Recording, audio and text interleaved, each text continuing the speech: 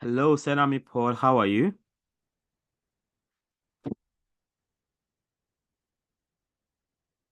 Hello.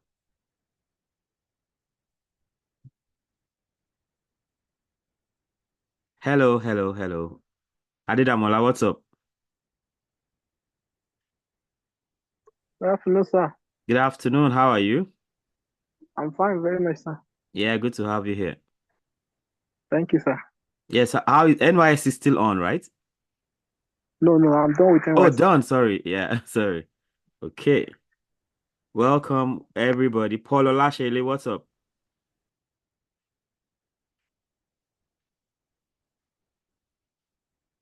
Hello. Senami Paul, are you able to talk now? Okay, um, let me start with Adedamola. What are your expectations for today? Okay, Paul Olashele is saying good afternoon, sir. Like he's not able to talk right now, maybe.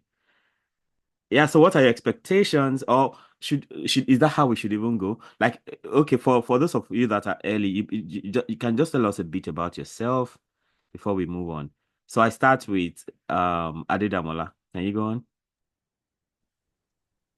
Good afternoon, everyone. Good afternoon. Yeah, my name is Adid Damala History Adidikwe. I graduated from FUTA, that's Federal University of Technology, Akure. First class, Baba. On Department of Computer Science, Information Technology option. So I just recently I came back from my NYC at Kogi State. Nice. So still seeking opportunity, the graduate training, scholarship. Have you made some applications already? I'm doing some currently. Okay, nice. Like, how many applications have you made? That's really important because many times you have to like apply to a lot of places. That can be stressful, really. But at the end of the day, one yes will wipe out all the plenty no's.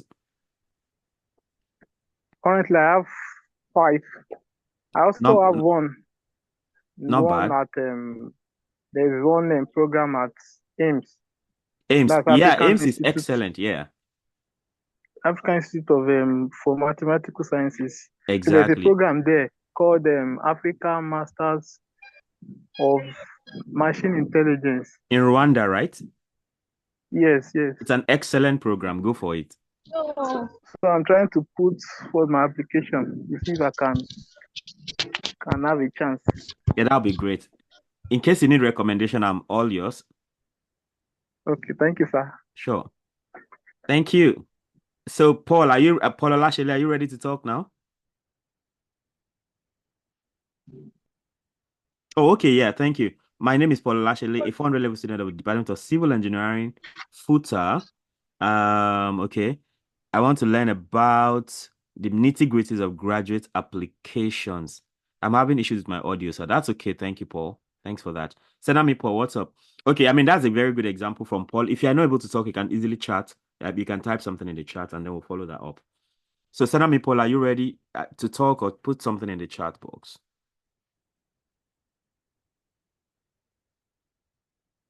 Okay. We're not hearing from Senami yet. Then let's go to Elizabeth Motosho. Tell us something about you and what your expectations are.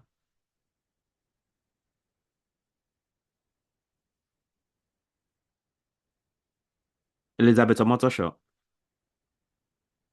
If you cannot talk, you can type something in the chat. Adetunji Oluwadamilare Olani, what's up?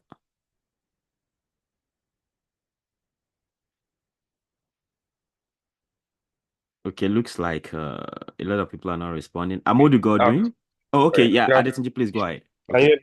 sure, I can hear you now. Good afternoon. Good afternoon to you.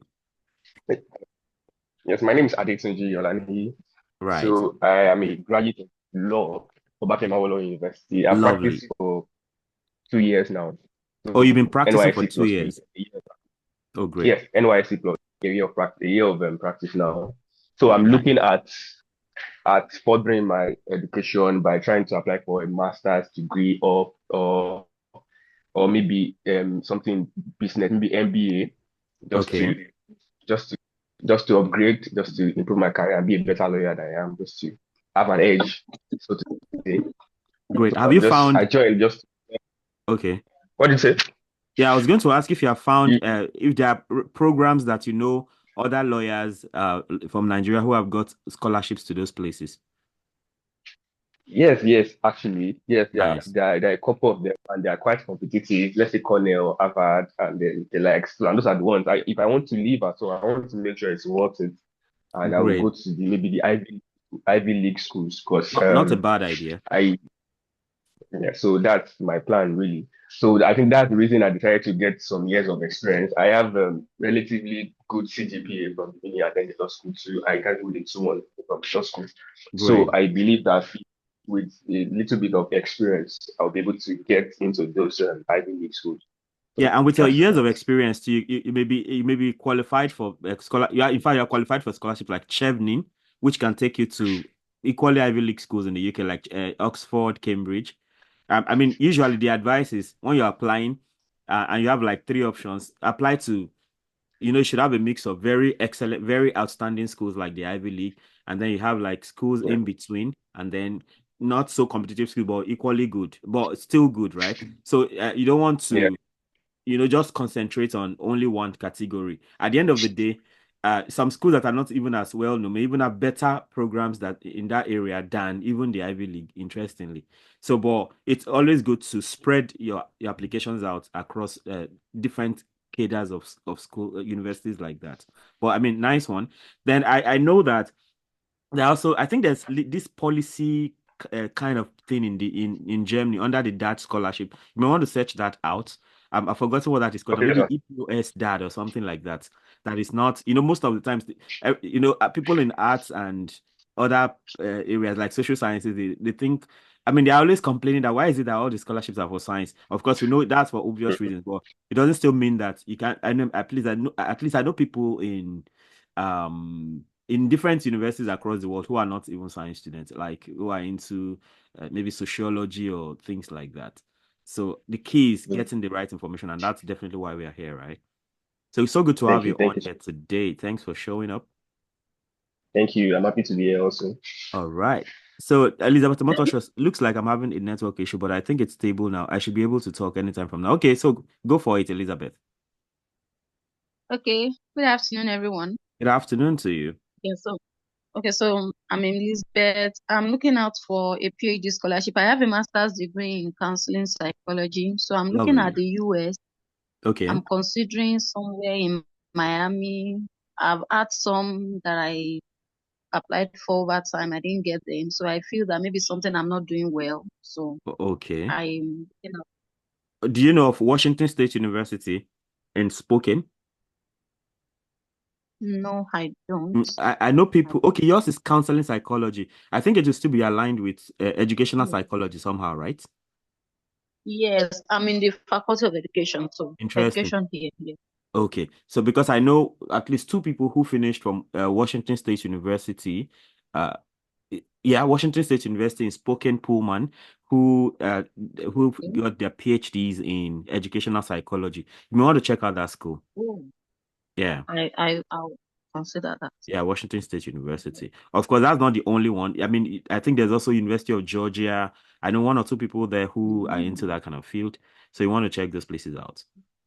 Oh, Georgia. Okay, I'm Yeah, already putting them down. Thank you. lovely. All right. Um, okay, Amodu Godwin, are you ready for us? If you can't talk, you can just tell us about yourself in the chat. Yes, sir. All right. I'm here, sir.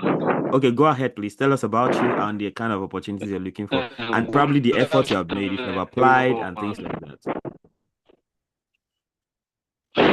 Yes, sir. Can you hear me? Yeah, I hear you, please.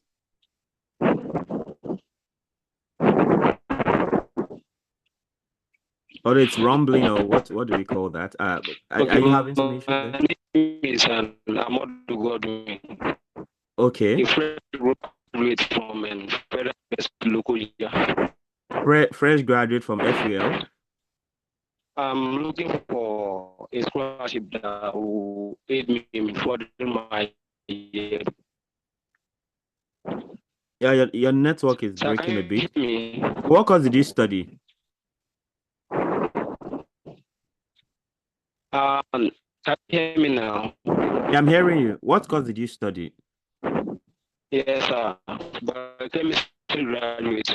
Biochemistry. Okay, great. Okay. All right. Have you applied for any school? Okay, you just graduated, right? Biochemistry, sir. You just graduated, or are you done with NYSC?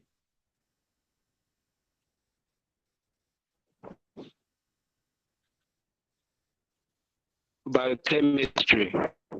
Okay. Enric Dev. I don't know if that's your real name. Enric Dev, what's up?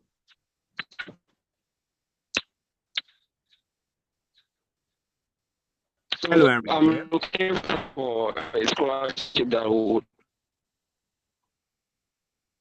Yes, sir. Yeah, I'm sure Amodu's network is a bit unstable, so he's Please, can hearing you me hear me long now? long after I've spoken. Yeah, I'm hearing you. It's like your network is not is I just lagging. graduated. I was not for NYC yet. Oh, okay, great. So usually, right, I see that for me, I believe that NYSC is it's a nice place to really go hard. Like when from your day one on NYSC, most people, that's probably when they'll be earning money for the first time. So you want to really plan yourself and use the money properly. It's so sad because of the exchange rate these days. It's difficult. Like I was checking out the cost of GRE and IELTS, which are waived in many schools anyway. But at the same time, you can stand out. If you can afford it, I mean, why not? Like if you have an uncle or somebody who is willing to pay for you, because for them it may not be so much. I mean, or if they know the importance. But of course, most schools are waiving those things these days. But if you can afford it and you can write it, it can actually stand you out because it's so competitive out there, and you want to get some edge, right? So I mean, I have at least two people who, in spite of the fact that they don't need GRE per se and IELTS, I just advise them if you can write GRE and get like minimum of 320, that's 160 in verbal reasoning, 160. I mean, that's 160 over 170. 160 over 170 verbal reasoning, 160 over 170 in quantitative reasoning, and at least 4 over 6 in analytical writing. Even Harvard will come calling. So I have someone like that who went ahead. And he got 326 in total. That's aggregate over 340. If you divide 326 by 2, that's more like 163. Like that's 163 over 170 in each one. So, and immediately he got into one school in Indianapolis. So, if you can afford it, there are many schools that waive them these days. But if you can afford to write it, that could just be what will stand you out. Okay, how about school that give proficiency test result? Definitely, that's what most people, because of the money situation, right? It's important. You may have to go for a waiver, So, of course, some schools accept you if you're from a place like Nigeria, where you've studied all your life in English. Okay, Godwin is saying, "Good afternoon, sir. This is Amodu Godwin. Sorry, I was having a network problem, but it has been fixed. I want to talk now. I will come back to you, Amodu. No worries. Um, Okay, who Enric Dev, what's up? Are you ready now? Enric Dev? Okay, Joseph Pius Oluwadari. Good afternoon. My name is Pius Joseph, a All fresh right. graduate from Federal University of Ghana. I graduated Okay. from political science. Nice. Looking forward to studying conflict resolution in particular in Lovely. schools like Italy or Norway. Italy or Norway. Nice. Italy or Norway. Yeah. Okay. Well, I don't know too much about. Then you can also add Sweden to the mix. I think Sweden has this Sweden inter SI. I think it's SI scholarship or something like that. Like Sweden International Scholarship. Then there's also for your kind of course, right? You can also consider that scholarship. I think there's a program called EPOS or something like that. That's about policy and things like that. That may be related to what you're interested in. So then of course, do you have some work experience? No, not at all. Okay, that's I fine. I just mean, graduated this year. oh, I see that. And you have not gone for NYSC. No, not yet. Okay, so it's even good. Like for those of you who are just going for NYSC, I feel you have a very huge advantage. You don't have to be under pressure. So from day one on NYSC, let it be that. In fact, already let it be sure that if you don't have your international passport already, you have it, or you have it straight up, and then from day one you hit the ground running, like they say, and you're looking for opportunities. Of course, there's no guarantee that you get it, but at least you might just get it, because there's nothing sweeter than you stepping out of NYC and going wherever you have to go straight up. Of course, nobody's saying it is that. I didn't get that easily, definitely, but maybe if I was better informed, I would get it. So that's Yeah, why I'm already this applying for schools such very as University of important. Padua, University of Bologna, and Oh, Pavia. great. You're in love with Europe. Nice. Kind of. I see that. Yeah. Okay. Yeah, thank you. So, I mean, it's an open forum, so you're free. You can always talk as many times as possible if you have questions. I actually have some questions I've collated um from the what is that? From the Google form I sent, the link I sent. I have some questions collected, but I'll give priority to everybody who is here live. Bello Joshua, tell us something. Okay, I'm Bello Joshua by name, a graduate from Ondo State Polytechnic, Owo. Lovely. Um, Computer engineering. I graduated with distinction both in ND and HND. That's great. And I'm also a software developer. But most scholarship I see are always for university graduates. I love lecturing a lot and wish one day I can level up. And I don't even know where to start from. Bello Joshua, you don't have any problem at all. You know what I will advise you? Just focus on the US. You've studied a course that is in high demand. So just focus on the US. The first thing you need to do is your ND, especially your HND results. If you don't know about WES is World Educational Services. So they evaluate your results, and most times when they evaluate our HND result, because of I know I did ND myself. I did a national diploma in marine engineering at Federal College of Fisheries and Marine Technology. So when they evaluate, in fact, I have an uncle who went to the US with ND, and when his result was evaluated, it was rated to be an associate degree, meaning that with another 2 years in bachelor's degree, he could actually complete a bachelor's degree. So with your HND, I'm very sure by the time West evaluates it, it is going to be like bachelor's degree, and from there you can go into a PhD program straight. In fact, currently there's one Kafilat from Ilaro Polytechnic. I think she finished with distinction or upper credit too in chemistry. Now she's a PhD student in Florida, I think Florida State University. So I mean, HND is not a problem at all. It is not a problem, especially with this your distinction. So if you don't know West, it is I think it's World Educational Services or something. If Israel, can you be like my assistant? So any information I bring up, like if I mention something, you can quickly pull it up from the internet and then just post it in the chat so that people can see the link directly. So help me if you can pull up the information for West, the website for West, just put it there.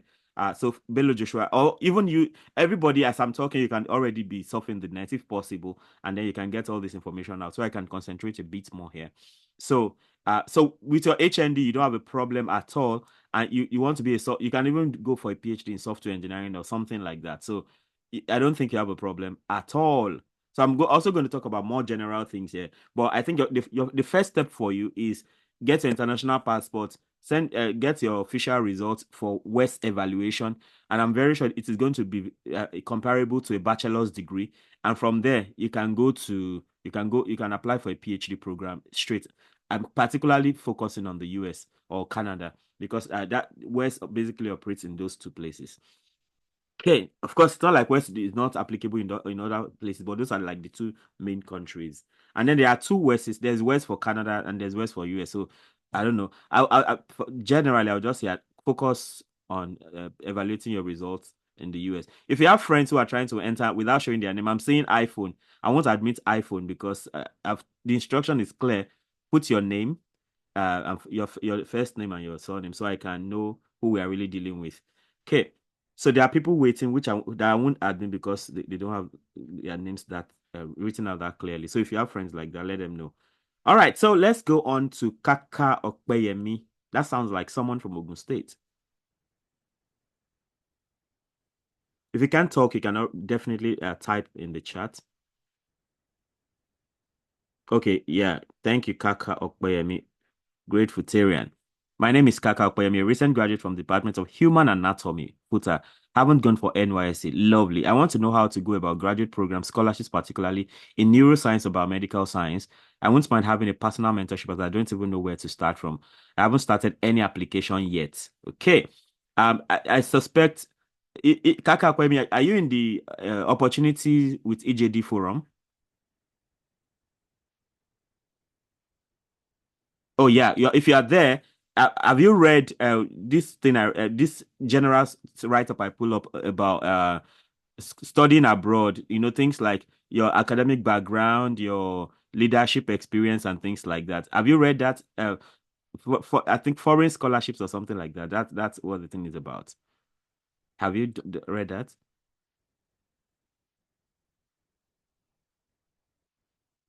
Okay, I'll be waiting for your answer. I have people waiting, but okay, yeah, there's one Olufisayo. Great, I can admit that one. But the iPhone, I won't admit. Okay. So yeah. So Joseph Pius is talking about how do we address SOP and the new AI standard kind of thing. Okay, let me take that on straight. SOP is statement of purpose, and uh there is so it's basically about it's more like a motivation towards what either the master's or PhD you're applying for. And then of course there is AI, right? Now the trouble with AI is that AI is a very good tool, but you have to use it wisely. You know, people just go to AI and they just say, give me a statement of purpose, and the AI will bring out something that even but I mean there's something you can present to me, I will just know straight that this is from AI. But you can actually get something from AI that nobody will know, because even if you get an what I advise generally when it comes to things like this is you can use AI to get an idea about how you need to write it. Okay. But you should actually do the writing by yourself. AI just gives you an idea, then you do the writing by yourself. You don't just take. In fact, people just copy AI. Even where AI will put box for you to fill in the gap, they don't. People don't even do that. They don't even try. They just copy and paste, and they are easily caught in the act. So the thing is, if you must do AI, use it just to serve as a guide for you, so that you can now and write your own thing. Or another thing you can do is you can write your thing yourself. In fact, maybe that's even better. Write your SOP yourself. So after writing it, you can now then use AI to edit. I don't think there's a problem with that one. So it's different from AI writing the whole thing for you. So write your whatever you have to write it by yourself, and then you cannot give it to AI to help you to help you fine tune it. So that I think that's a better way to go actually. So, but I mean, AI has come to stay. There's nothing anybody can do about that. But if you are really afraid of AI, you can do your thing by yourself, and then you can. I mean, I don't think you should be afraid about using AI, because if I address, I mean, people, Qbots, if you know Quillbot, it has come to stay, right? I'll type it in there. Quillbot has come to stay, and it's more or less AI too, but its use has been widely accepted. So AI has definitely come to stay. You just need to know how to use it correctly without getting into trouble. Okay, Kaka is saying, I'm not sure I have, sir. I just started familiarizing myself with the group, but I'll check it out, sir. So if you, well, I'm going to put it up again after now in case you have not seen it before. So, but I mean, I think that's my first introduction to, if you can read that piece, it's just something you can read within 5 minutes. And if you can apply, in fact, I will advise that if you want to read that thing, take a pen and paper and document what you are going to do, actions you are going to take actively, right? Like that. And I know the general thing is most of the times you're looking for international scholarship. I don't have an international passport. That may be the starting point for many people. Seriously. So if you don't have an international passport and you're in this call, I know you're interested in international scholarship. So you have to start working towards that. It's painful that it may be really expensive right now, but you have to do what you have to do. Okay, I have Victor, two Victors waiting, so let me admit them. Yeah, there's one FO. Should I admit FO? I don't know. Let me just have mercy. But at least that's better than iPhone. Yeah.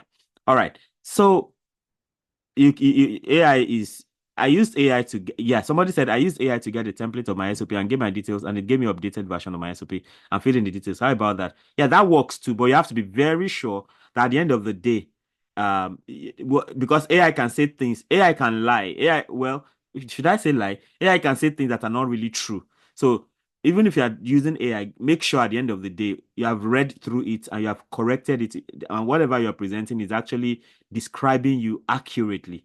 Do you understand? So AI has come to stay, like I said, but you have to use it carefully so you don't get into trouble.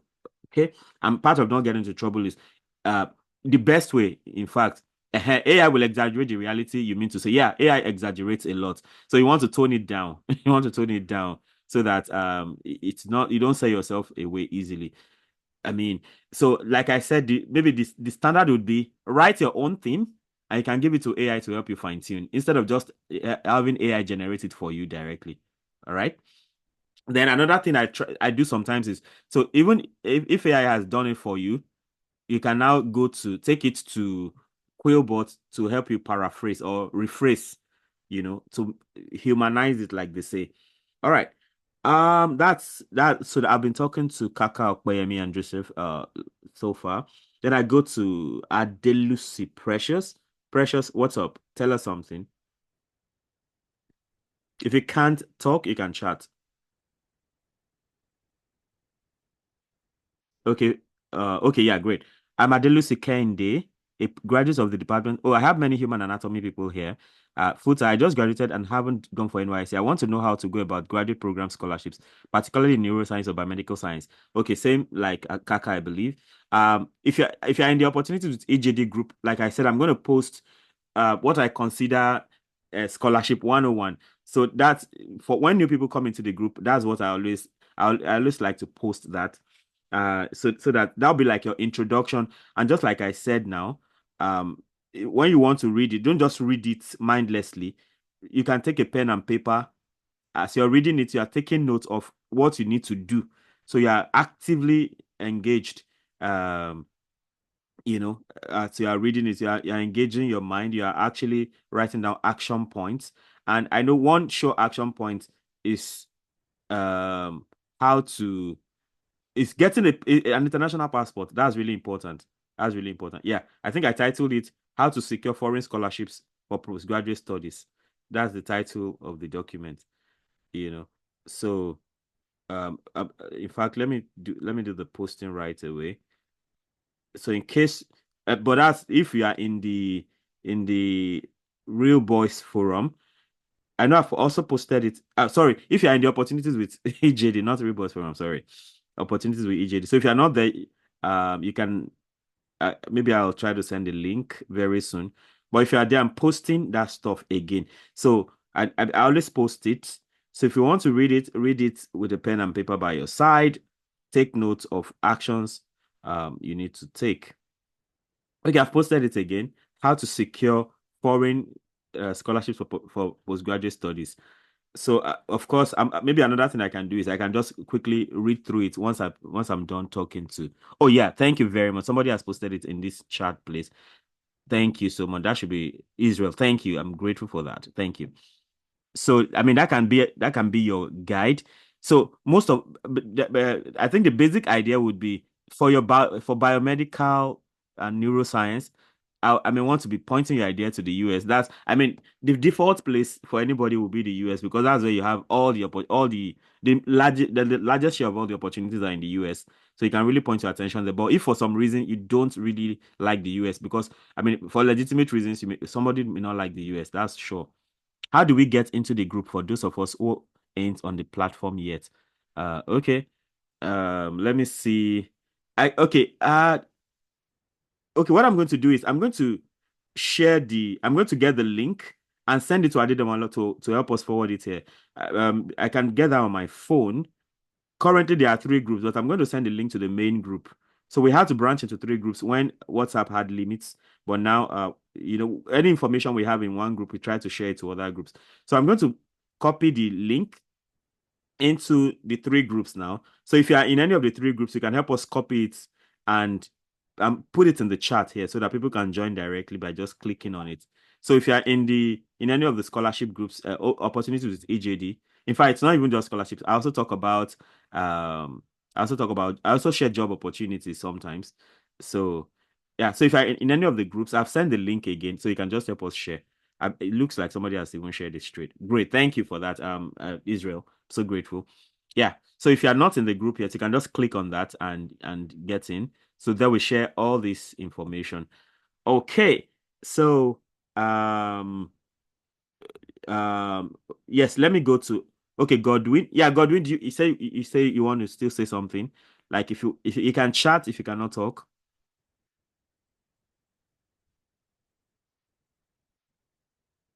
Okay, Yeah. look, okay, all Good right, go afternoon, ahead, sir. please. Good afternoon. And my name is Emmanuel Godwin, a Right, fresh graduate of biochemistry from Federal okay, University Lokoja. right, And I'm interested in a scholarship program, particularly in molecular biology. nice. Okay, so do you have an international passport yet? No, sir. Okay, that's your first assignment, very important. And then as you're Okay. going for youth service, you have to make financial plans because I mean it can be really you have money issues and everything. So I believe NYC is a nice place to at least earn some money and save towards some of these things. Elizabeth, thanks for joining. You are in for a great a world of opportunities for sure. So yeah, so for those of you who are just going for NYC, okay, well, I'm just good. I'm going to read through this thing and try to do some explanation. Maybe that can help so that my thoughts can be well gathered. All right. So let's go to Oluwafisayo. Oluwafisayo, what's up? If you have a question, just ask. Don't say you want to ask a question. Just ask. Okay? Let's save time. Just go straight to your question. Oluwafisayo, what's up? Of course, FO, we are still coming to you definitely because you've not spoken. Everybody in this call is going to speak as much as possible. Okay. But I'm coming to you, sure. Oluwafisayo, do you have something? If you cannot talk, you can chat. Oluwafisayo, what's up? Okay, I don't think Oluwafisayo is ready. Victor Akintoye Ayomide.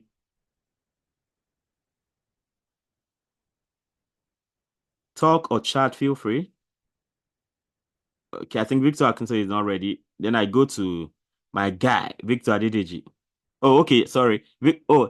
Yes, Victor has said something already. So let's go for that. Good day, everyone. I'm Victor Akintoye, a recent graduate. Oh, I have plenty human anatomy people here. Lovely. So, a recent graduate of the Human Anatomy Department, FUTA. I'm also interested in biomedical sciences and neuroscience programs. I'd like to be enlightened on how to get fully funded UK scholarships for fall. For fall. Let me see. For fall 2025. I need guidelines to send cold emails to professors as well, and I love to know how efficient that is. Should I focus my email on being a research assistant or point my focus on getting the scholarship from the university? I wouldn't mind having a personal mentorship as well as how to get started. Of course, if you have not joined the opportunities with EJD group, that's more like a mentorship platform, and there are many people there who share information, active information about all these things. So since you're going to the UK, right, I think you don't have to worry so much about since you're probably going for for masters in the UK. I think cold email may be better if you're going to the US or you're going for a PhD program anywhere. So I think you should focus on scholarships, like for instance, Commonwealth scholarships. And there are different forms of Commonwealth scholarships, but I personally advise Commonwealth shared scholarships. That is where the Commonwealth and the university you're going to, they will contribute funds to fund your education. I think you can look for that Commonwealth shared scholarship scheme, CSSS, I believe. So you can begin to work towards it now. So, talking about cold email, I think since your focus is on the UK, just look out for scholarships actively. Commonwealth scholarship, there is a okay. Chevening scholarship is for those who have some like maybe they have worked for some time. They have like at least 2 years working in the public space or something.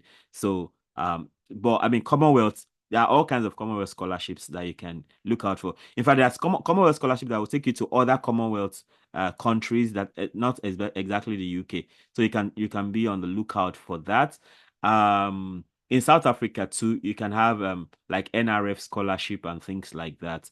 So and then there's that scholarship in Germany also. There's that scholarship in Germany. But if you're focused on the UK, I think the key thing, first of all, is to learn about the scholarship a lot. I'm going to run through what the write-up, which will also give some clarity. Okay. Please, if you have graduated from Federal University Lokoja here, get your international passport from immigration office in Lokoja. There, it's easy. Okay, that's nice. So if you live in Lokoja or you are close to Lokoja, I think that's a heads up for you. I learned getting passports in Lokoja is really easy. That's good to know. It's easy there, and you can get it in less than a month.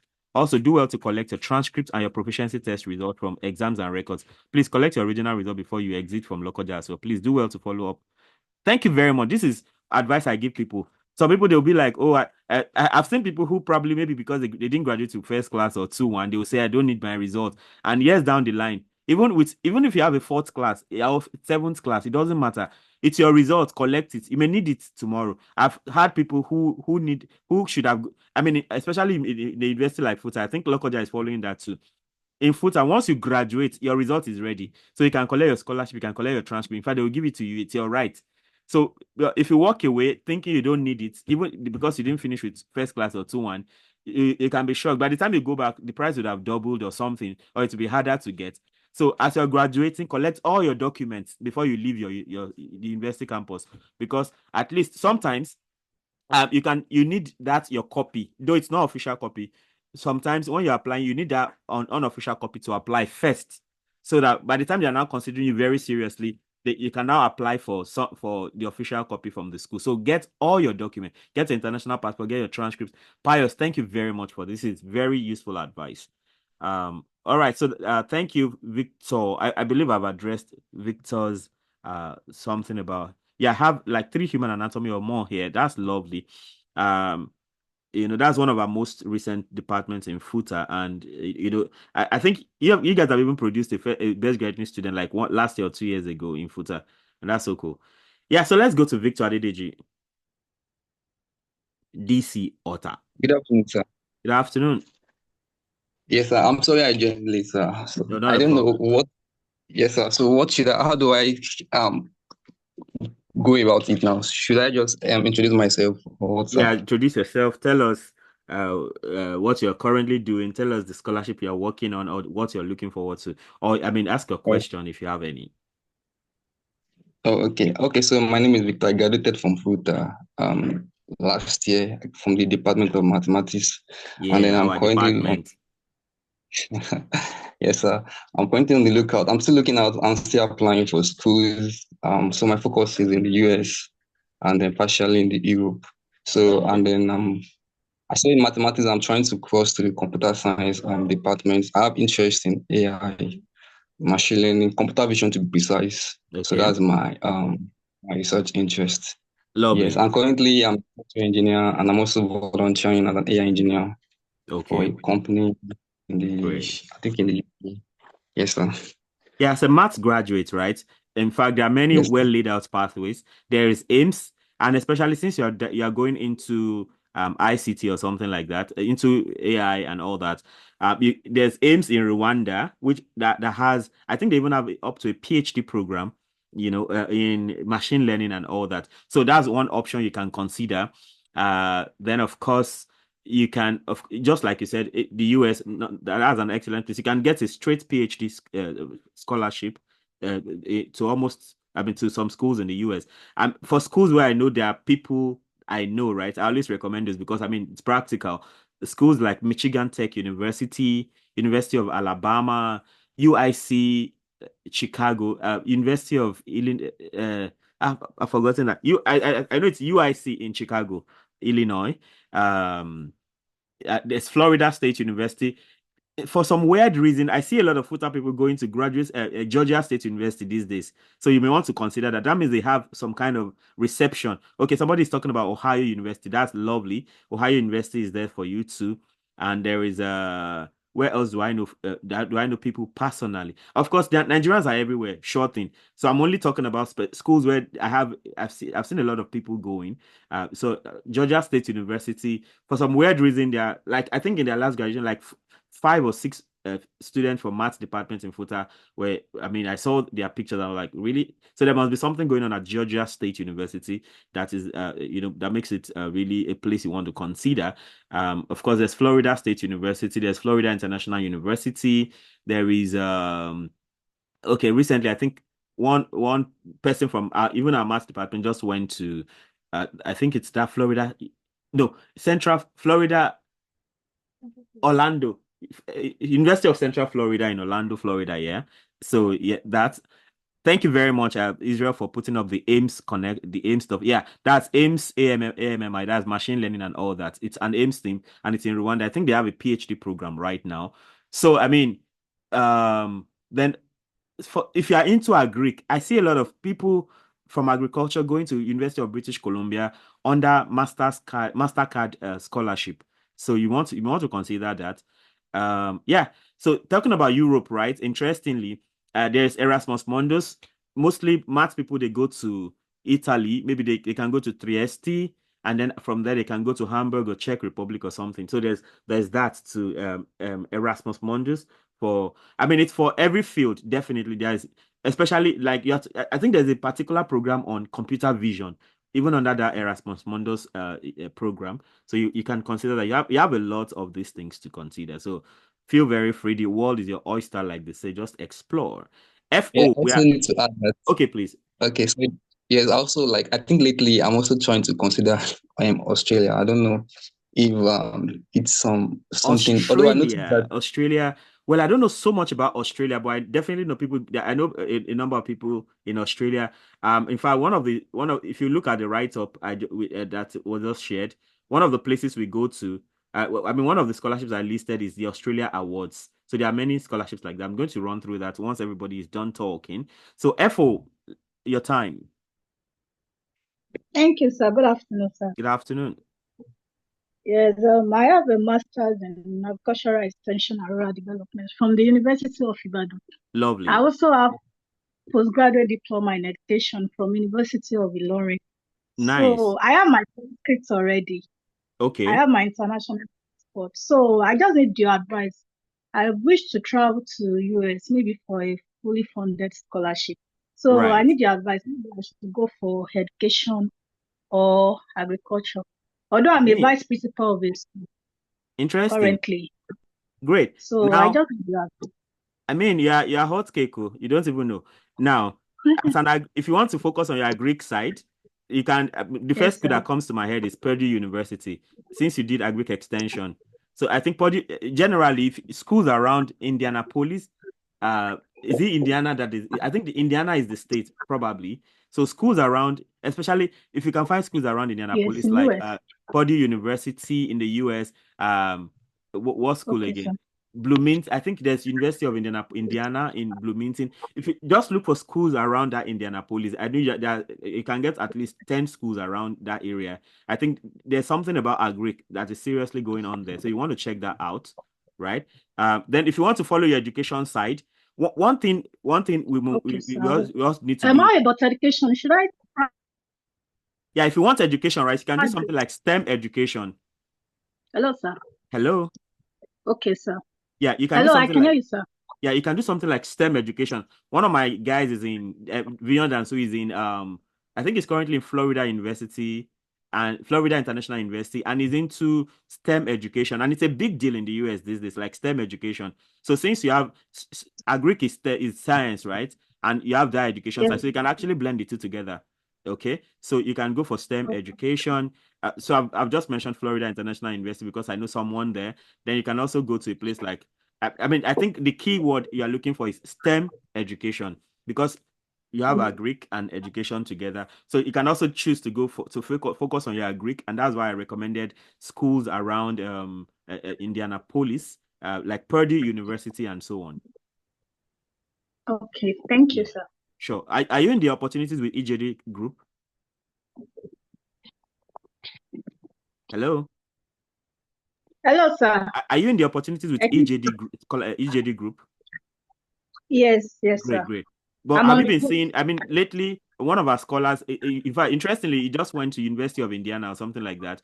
He's been sharing a lot of universities that have maybe GRE fee waivers IELTS fee waivers, GRE and IELTS waivers, or even schools without application fee. So he's been sharing that a lot lately. So if you have not been catching up with that, or if you just joined the group, you can let us know so we can reshare those things. Or some people are in the group, they don't pay attention to all the information, and they will then come privately and be asking questions that have been answered there. He said? I'll go through it. Yeah, I'm on please the do group. that. Yeah, all the information is there for you. So just make sure you just, even if all you can do is a day, just dedicate 1 hour to carefully read information in that group. There's a lot that you can glean from there. In fact, some of the questions would have been answered by the time you go through some of those information. Okay, sir. I Very will, sir. important. Great. But I mean, I'm rooting for you. Don't sleep on it. Especially this season, September. That's why I'm even doing this now. September to December is active season for most of these scholarships. And if any of you is there and you're struggling with recommendation letters, I mean, I've been doing that since 2013. That you're in the group alone is enough for me to recommend you. All right. So let's go to Aditayo Kehinde. Thank you, sir. All right. So who are you? What do you do? What are you currently working on? If you cannot talk, you can chat. How can we reach out to you personally if you want to, or we can drop our issues on the group? Yeah, I mean, that's what the group is meant for. You can always ask your question in the group. Most of the times, it's even better if you ask the question in the group, so that by answering your question, I would have answered somebody else's question, so that everybody, if everybody has to come to me personally, that won't be fair to me, because, I don't have all the time in this world. I have so many things I'm doing. But of course, if you definitely need to see me personally, not a problem. But if you can ask the question in the group, it's even better. So by the time I address your question, somebody else who has the same question wouldn't have to ask again. So thank you for that, Joseph Pius. Okay, so Adetayo Kehinde, if you cannot talk, you can chat. Feel free.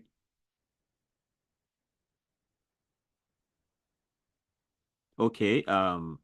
If I count first 1, 2, 3, 4, and the person doesn't answer, then I believe they are not ready. So I can go on to, have an Egbon in the house. Engineer Lawrence Umbie.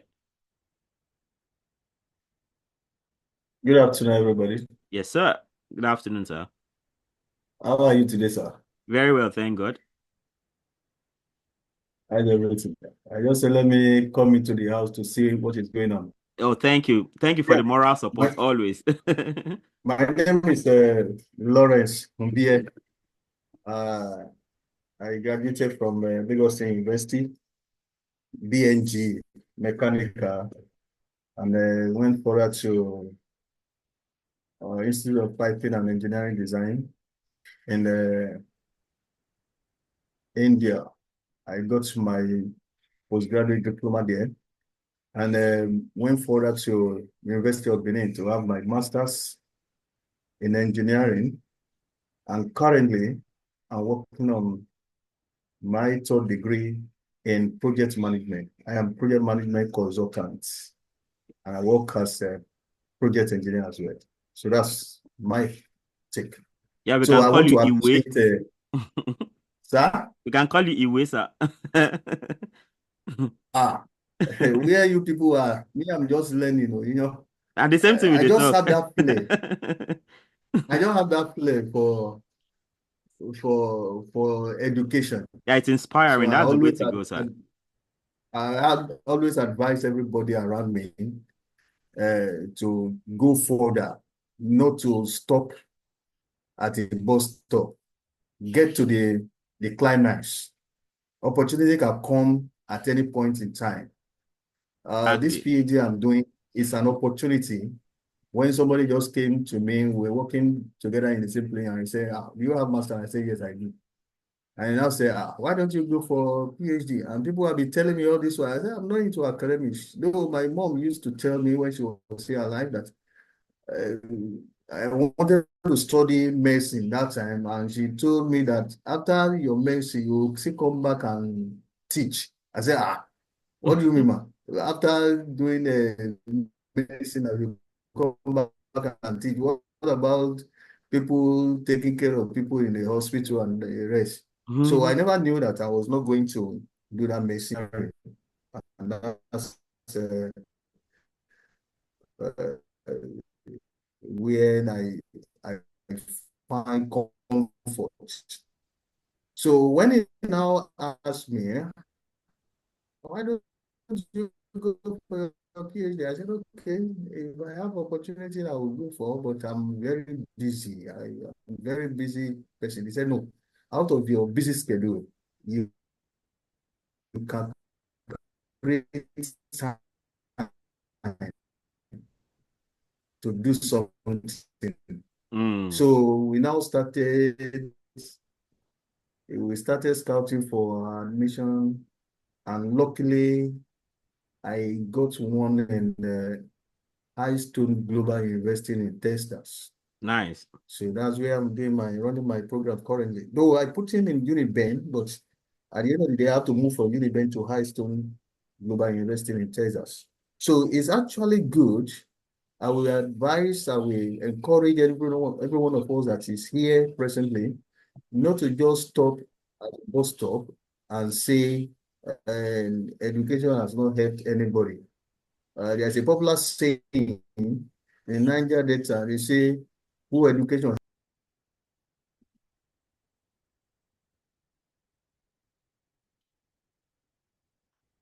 Oh, I think we have a connection issue there. Oh, that's serious. Okay. Before we have him back, okay, I think at this point, okay, I think he's back. Go ahead, sir.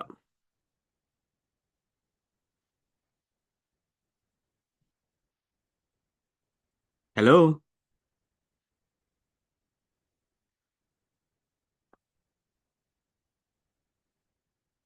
Hello, sir. Okay, I think it's coming and going. Okay, let's move on to Aditayo Kendi. Are you ready for us now? 1, 2, 3, 4. Okay. Asu Sejuru Steven, go ahead, please.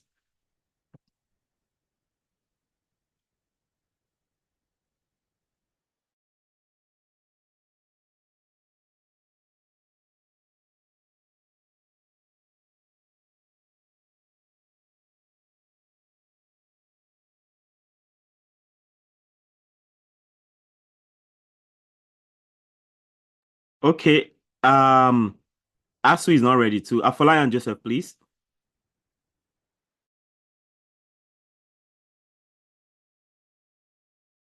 Afolayan Joseph. 1, 2, 3, 4. Okay. Zoe. Okay, I will chat to you later. So where it's kind of noisy. Okay. Yeah, we've always said that if you cannot talk, you can drop a message.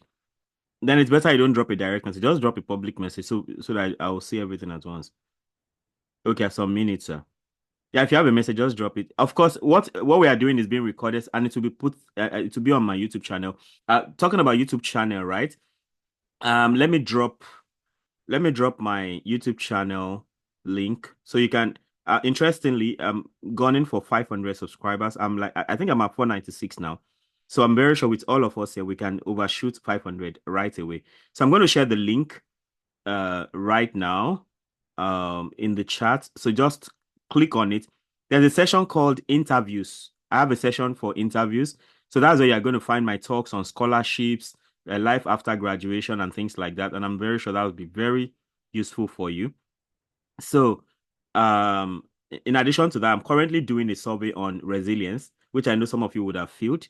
So, I mean, those are my 2 calls to you this afternoon. So I'm going to share that in the chat box so you can subscribe to the YouTube channel right away. You have a whole lot to learn there.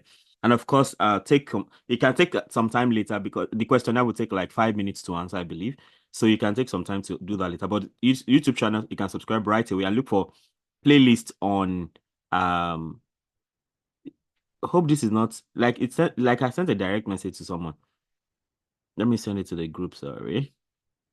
So it's up now, so you can subscribe to my YouTube channel right now. Let's go above 500 immediately. We have 21 people here right now. So if all 21 can subscribe, I'm comfortably above 500 subscribers for sure. And of course, you're not just subscribing for the sake of it. You have a lot of value there. I have playlist on mathematics. If you are into math, I have a lot of things there. Playlist on probability. I have like 26 videos or so on probability, 35 videos on statistics, starting from what is statistics to something as advanced as two-way ANOVA and things like that. Oh yeah, we understand, sir. We understand the network problems, sir. Then I have a whole playlist on scholarships, life after graduation, and things like that. Then, of course, from Real Boys Forum, I have a playlist on Real Boys Forum where we discuss all kinds of issues. It's talking about finance and all of that. So you have a lot to learn there. So please go ahead and subscribe to the channel. And you can be sure you are going to learn a whole lot. So the link is up in the chat. So look at that. Then the resilience questionnaire, please answer that later.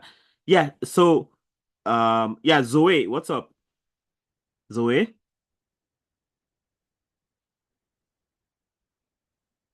I believe that's Zoe Oladokun. Yeah, long time subscriber. Thank you for that, Victor. I'm sure you've been having a nice time with all the things I've been posting. Yeah, Zoe says my network isn't the best, so I would be able to speak. I wouldn't be able to speak now. Yeah, like I said, if you cannot speak, just put it, just say what you want to say in the chat. I'll read it out for everybody to hear. And for record purpose. Then Chijioke was surprised we're talking about a group. Yeah, I've always had a group since 2021 or so.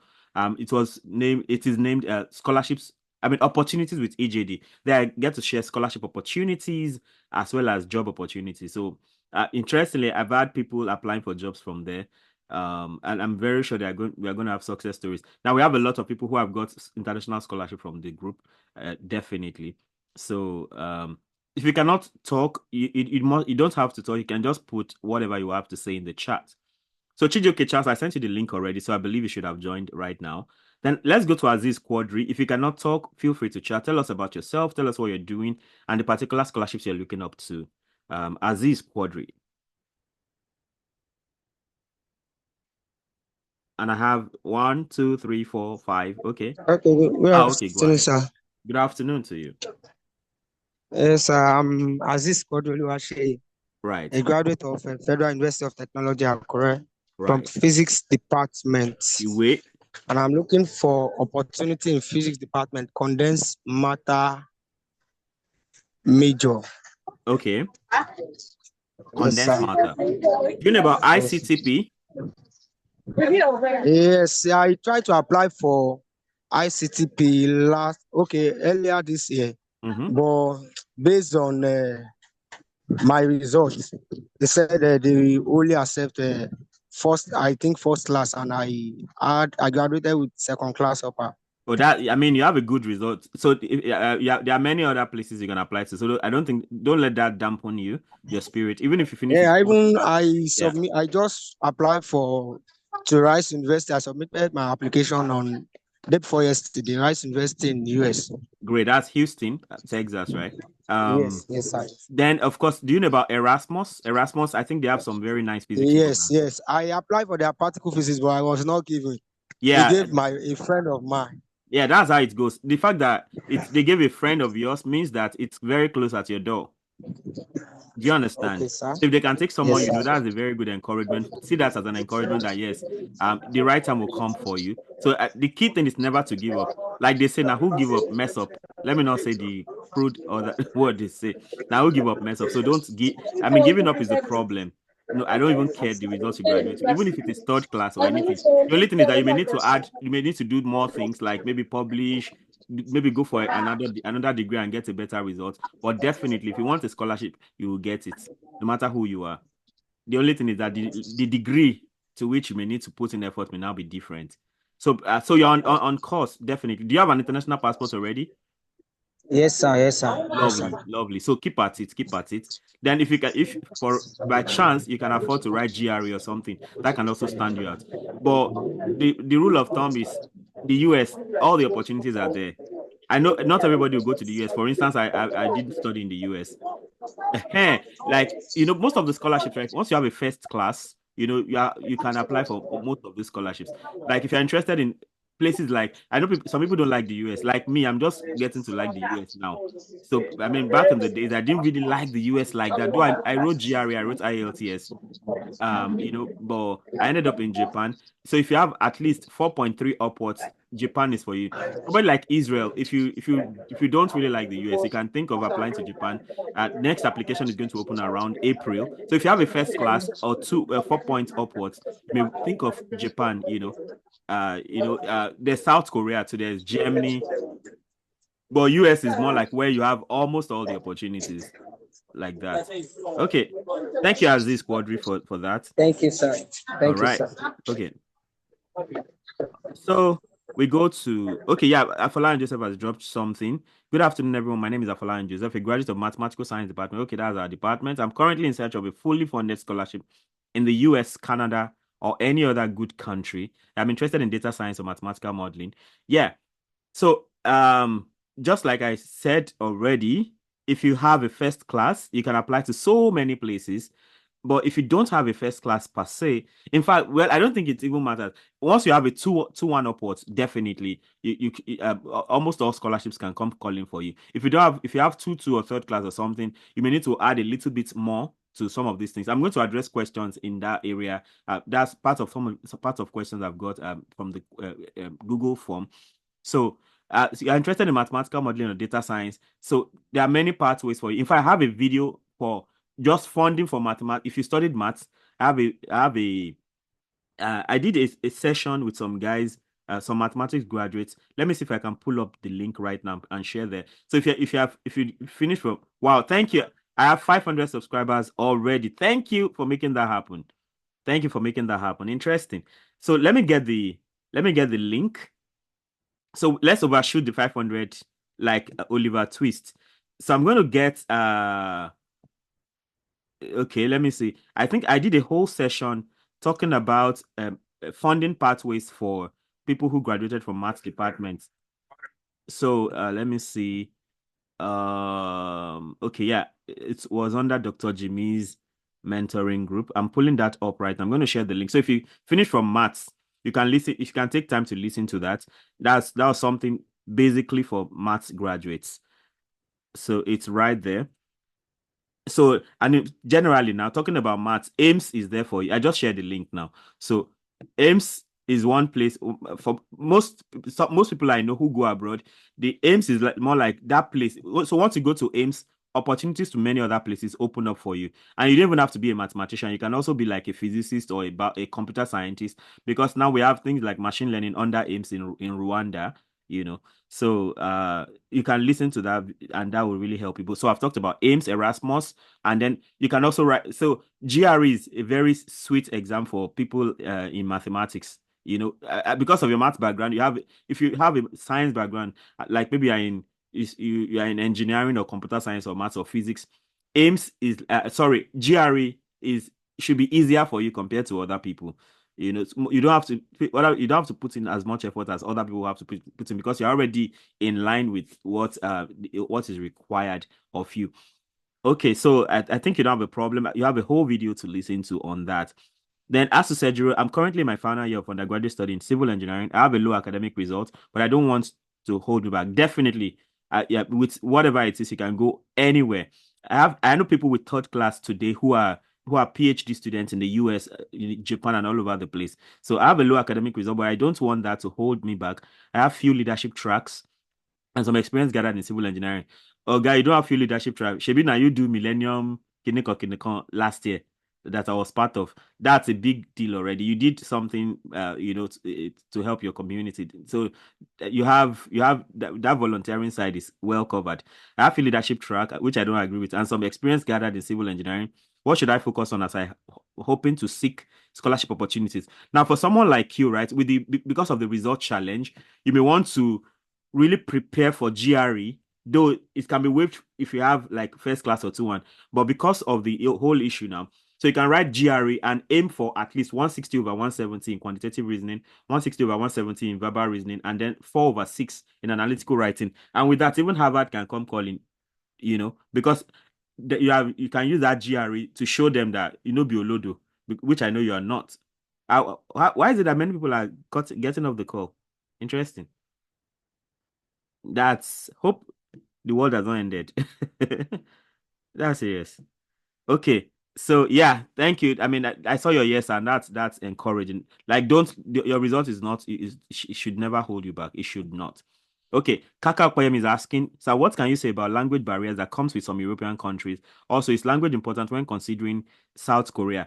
I'm talking, like, I studied in Japan, right? And that's a very legitimate concern, that the whole language issue can be a very legitimate concern. But in my case, right, most of these countries that you go to, your study is going to be in English. Sure thing. Your study is going to be in English. The only thing is that if you love languages like me, you even have an added advantage of an additional language. And the more languages you can speak in this world, the more opportunities you have for, waiting for you out there. So I think, of course, if you are scared of languages, you can avoid non-English speaking places. But sometimes those non-English speaking places are like pathways for the other big places you may want to go to. So embrace it with all pleasure. If you have to go to Germany and learn German, I mean, it means you're a potential Nigerian ambassador to Germany in the future, or you can just, you have the more languages you can speak, the more opportunities you have. I think that's the summary. But if you ask, but if you don't even want to learn the language, your study is most likely going to be in English in any of these countries, wherever you go to, whether it's Saudi Arabia or Japan or South Korea, you are still going to study in English. So I don't think it's a problem.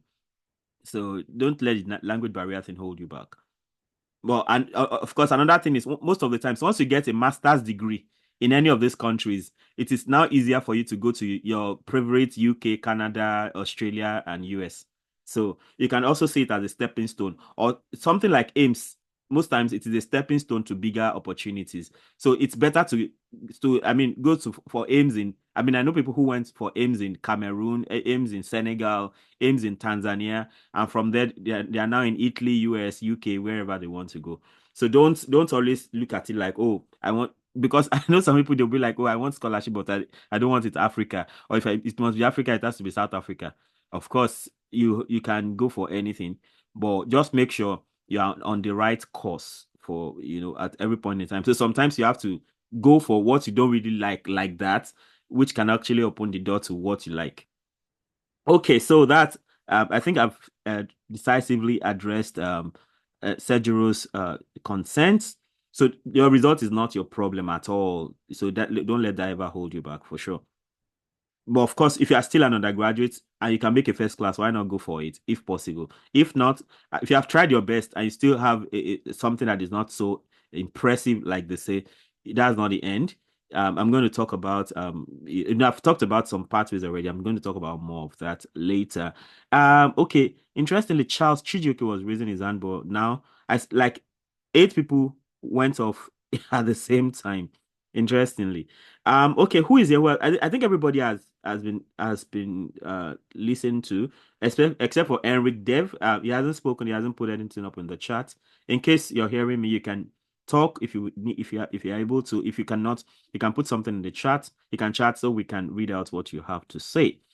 Yeah, on that note, even Adetayo Kinde, I think Adetayo Kinde, we've taken Adetayo Kinde. Oh, Enric Dev is now talking. Sorry, I'm using Glow. So it's skipping over here. My name is Adebisi Ade. Oh, can you imagine? I take the Enric Dev Adebisi. Now what for you? Can you imagine Enric Dev?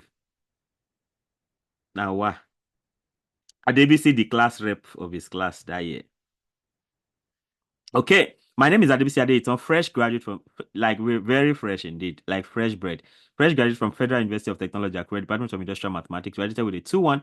I just want to know the pros and cons of getting scholarships abroad. And in one of your webinars, you said something about cold mails to professors. How effective, and I would also love you to talk about it, sir. I don't know if Israel is still here. I know you are used to the whole idea of cold email. Can you just post a sample in the group of what a cold email looks like?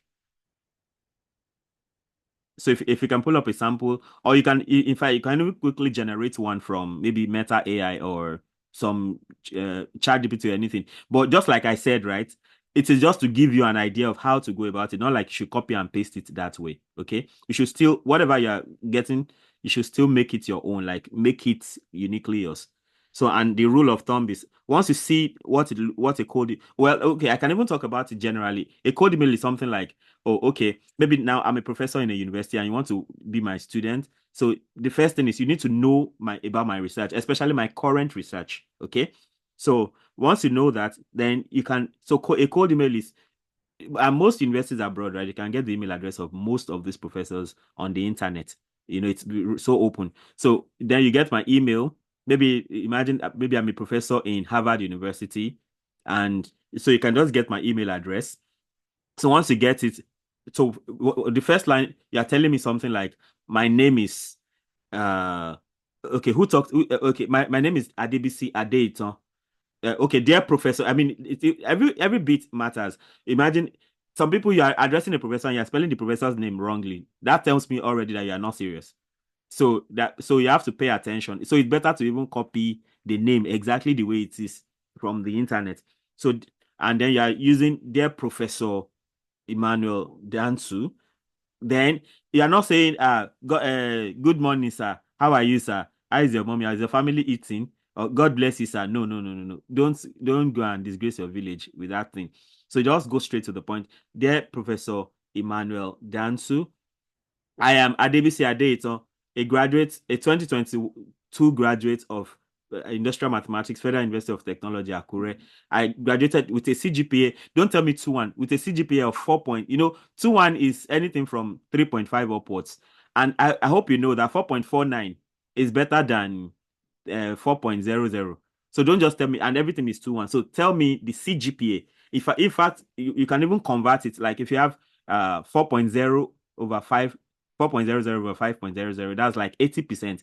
Convert it because there are different grading systems all over the place. So if you convert it, I can really see it more clearly what you have done.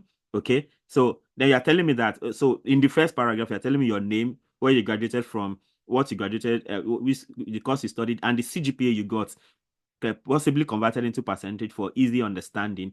And then you can now go to the next paragraph and say something like, I went through your research activities and I discovered that they align with my future aspirations in blah. So you can now say, in this your paper, blah, blah, blah, blah. I think I'm interested in this, something. Not too much story. Then once it's maybe in the third paragraph, you can now say, I'm looking forward to opportunities to work under you and probably for possible funding opportunities. And then you end it there. Please find attached. Then two things you need to attach, I think, is attach your CV, a very well articulated CV, and then with no spelling mistakes and everything.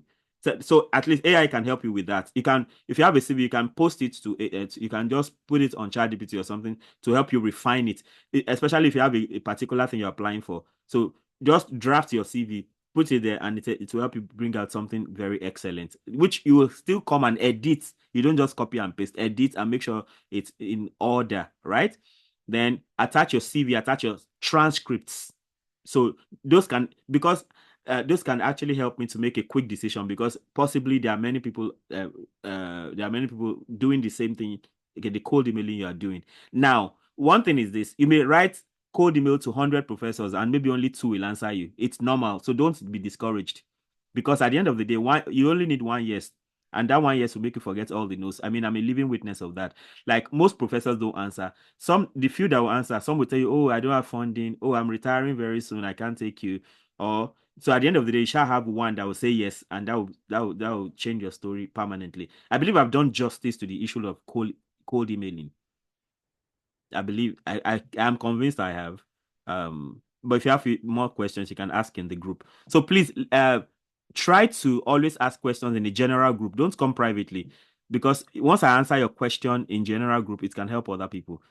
Okay, I think I have a lot going on in the chat right now. Let me yeah, thank you. Israel has even helped me with that.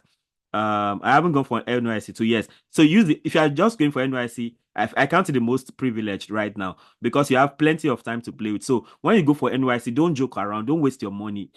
Spend your money in the right direction, especially if you know you have a weak result. You want to save money so you can write GRE, which is very expensive now because of exchange rates. You want to get your international passport, because without international passport, you can't even write GRE or IELTS. So save money, write GRE if your result is not 2.1 upwards. For 2.1 first class, you can still get waiver for GRE and all that. But for 2.2 downwards, GRE is that exam you need to write to show that you know be olodo, not just condition make crayfish bend. So Israel, I'm grateful. Thank you. You have really done a great job there. So Israel has posted something. You can just copy that out and use that to rewrite what you have to rewrite. So, okay. Elizabeth is saying, I lost that on the previous chat due to network issues. Is it possible to get the link to the YouTube channel? So I'm going to repost the link to my YouTube channel. Thank you. You have taken it up to 500. We can overshoot that already. Thank you for making that happen. Then I have the resilience questionnaire too, in case you have not filled it. Okay, so let me start. Let me look at, Israel has posted a sample cold email. All right. I have already accomplished. Yeah, that's still part of the code email. Thank you very much for that, Israel. I'm so grateful. Yeah. Okay. You haven't talked about the cons and pros of getting scholarships abroad, sir. Are you living under the rock? Check. If you have part of the opportunities with EJD group, I just posted that in here, which I said I'm still going to talk about, by the way, before we finish this session. Then I still have questions that people asked, in the Google form. So I have a very brief thing I'm going to talk about. So once I finish taking everybody's talk. So can I proceed to write GRE and LSAT, even though it is not required? Yes, you can do that, especially if you can afford it. But you're not just writing that aimlessly. You are writing GRE and making sure that you are getting. I have said it plenty times here already. So if you write GRE, GRE is in three key parts. Quantitative reasoning, that's like high school maths in the US. Then you have verbal reasoning, that's like your normal English comprehension, lexis and structure. And if you prepare very well, in fact, for you to be considered by, in fact, even Harvard will come calling if you can get like at least 160 over 170 in quantitative reasoning, that's like the maths, and you can get 160 over 170 in the verbal reasoning part, that's like the English thing I just talked about. And then there's a part called analytical writing. If you can get 4 over 6 in that, even Stanford University, Harvard, all the Ivy League will come calling for you. Then one thing you should also do is, I think at the point of registering for GRE, you can choose 4 schools where your results will be sent to automatically. So you can do that. So you don't have to stress yourself doing that after. So you can already choose that at the beginning. Then for SAT, right? I don't know so much about SAT. If you have to choose, SAT is Scholastic Aptitude Test. I don't know this LSAT one, sure, but SAT is like GRE for people who are going for undergraduate studies. But LSAT, I'm not sure what that is. But I know SAT and GRE are about the same. So I believe, I think it should be fine with GRE if GRE and LSAT are about the same thing. So GRE should be good for you because that's for graduates. Like you have finished bachelor's degree and you're going for further studies. Oh, IELTS, yeah. If you're talking about IELTS, yeah, I wrote IELTS and I got 7.0 over 9. So if you prepare, and I didn't prepare very well. If you prepare very well, you can use YouTube to your advantage. Prepare very well, you can. I know people that got 8 over 9, 8.5 over 9. Most of the times with 6.5 upwards, you are good to go. But aim for as high as possible. And it's very simple. Just like I told you, I just strolled into I just did a bit of reading on the internet and I just went to write. I remember I wrote the exam in Quara Hotel Ilorin. So I got 7.0 because there was even a sound problem. So, but if you prepare very well, you can definitely get 8 over 9. But make sure you don't get anything less than 7 over 9 in IELTS. In IELTS, there are 4 parts. There is listening, writing, reading, and listening, reading, writing, and speaking. Yes, and speaking. So the speaking is something like, you have an interviewer they will you get there, you introduce yourself, they're already accessing you once you walk in, and then they now give you a cue that you are going to be asked the question and you talk freely about the question for 1 minute. So they are going to assess you based on that. So they're speaking. Then after that, the listening part can be very tricky because if the sound is not good, it can be a problem. People can have issues.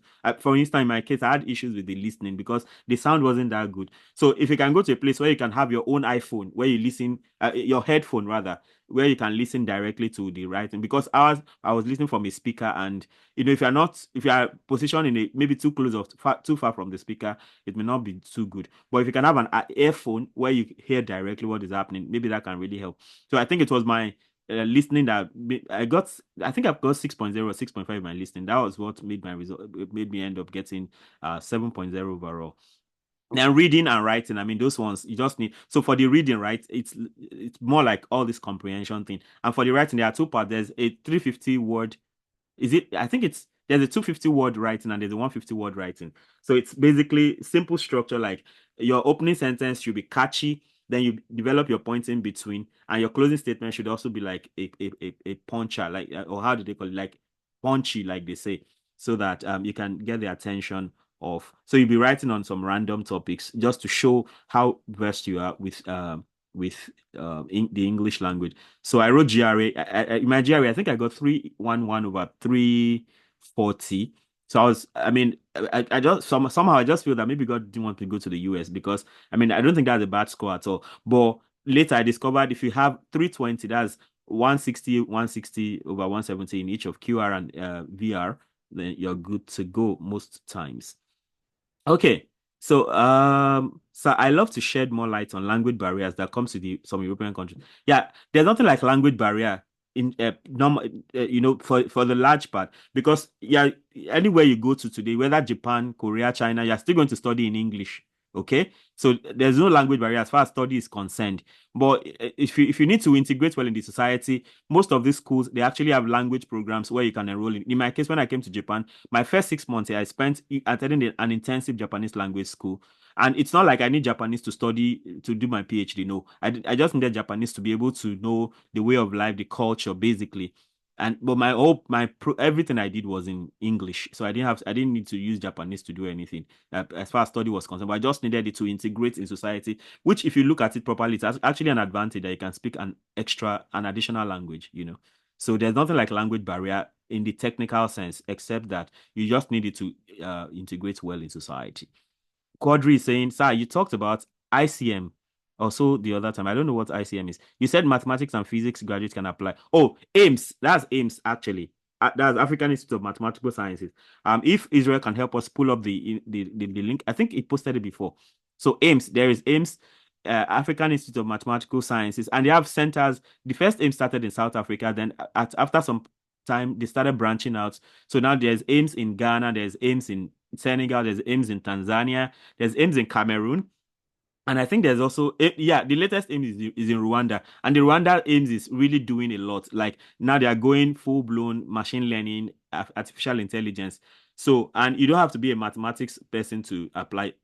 I think it's generally for mathematical sciences. So it can be in maths, computer science, physics, and even and what's the other one?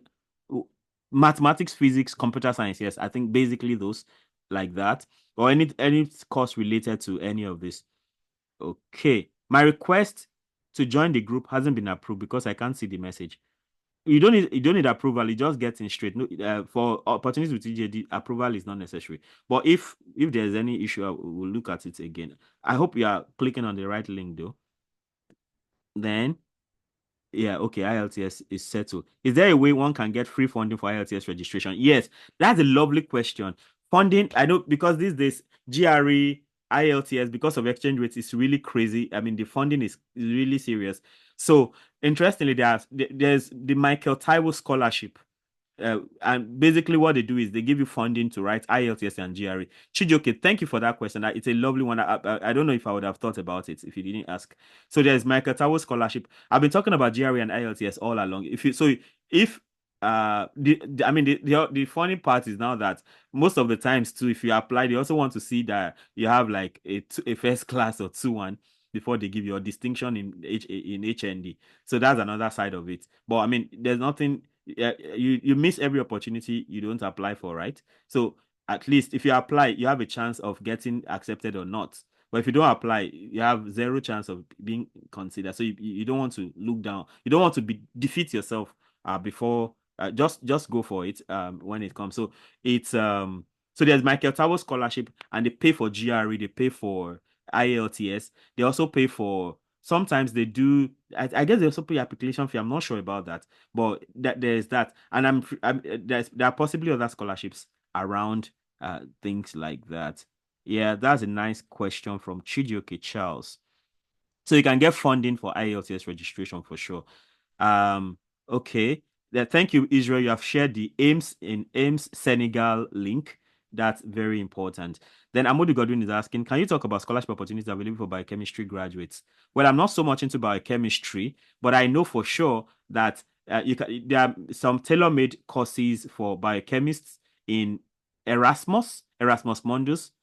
Then I know there's a center in India's IGCEB or something like that. All this molecular biology, something in India.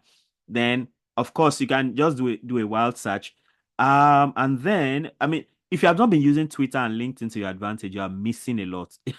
Those are gold mine. There are professors out there actively looking for students.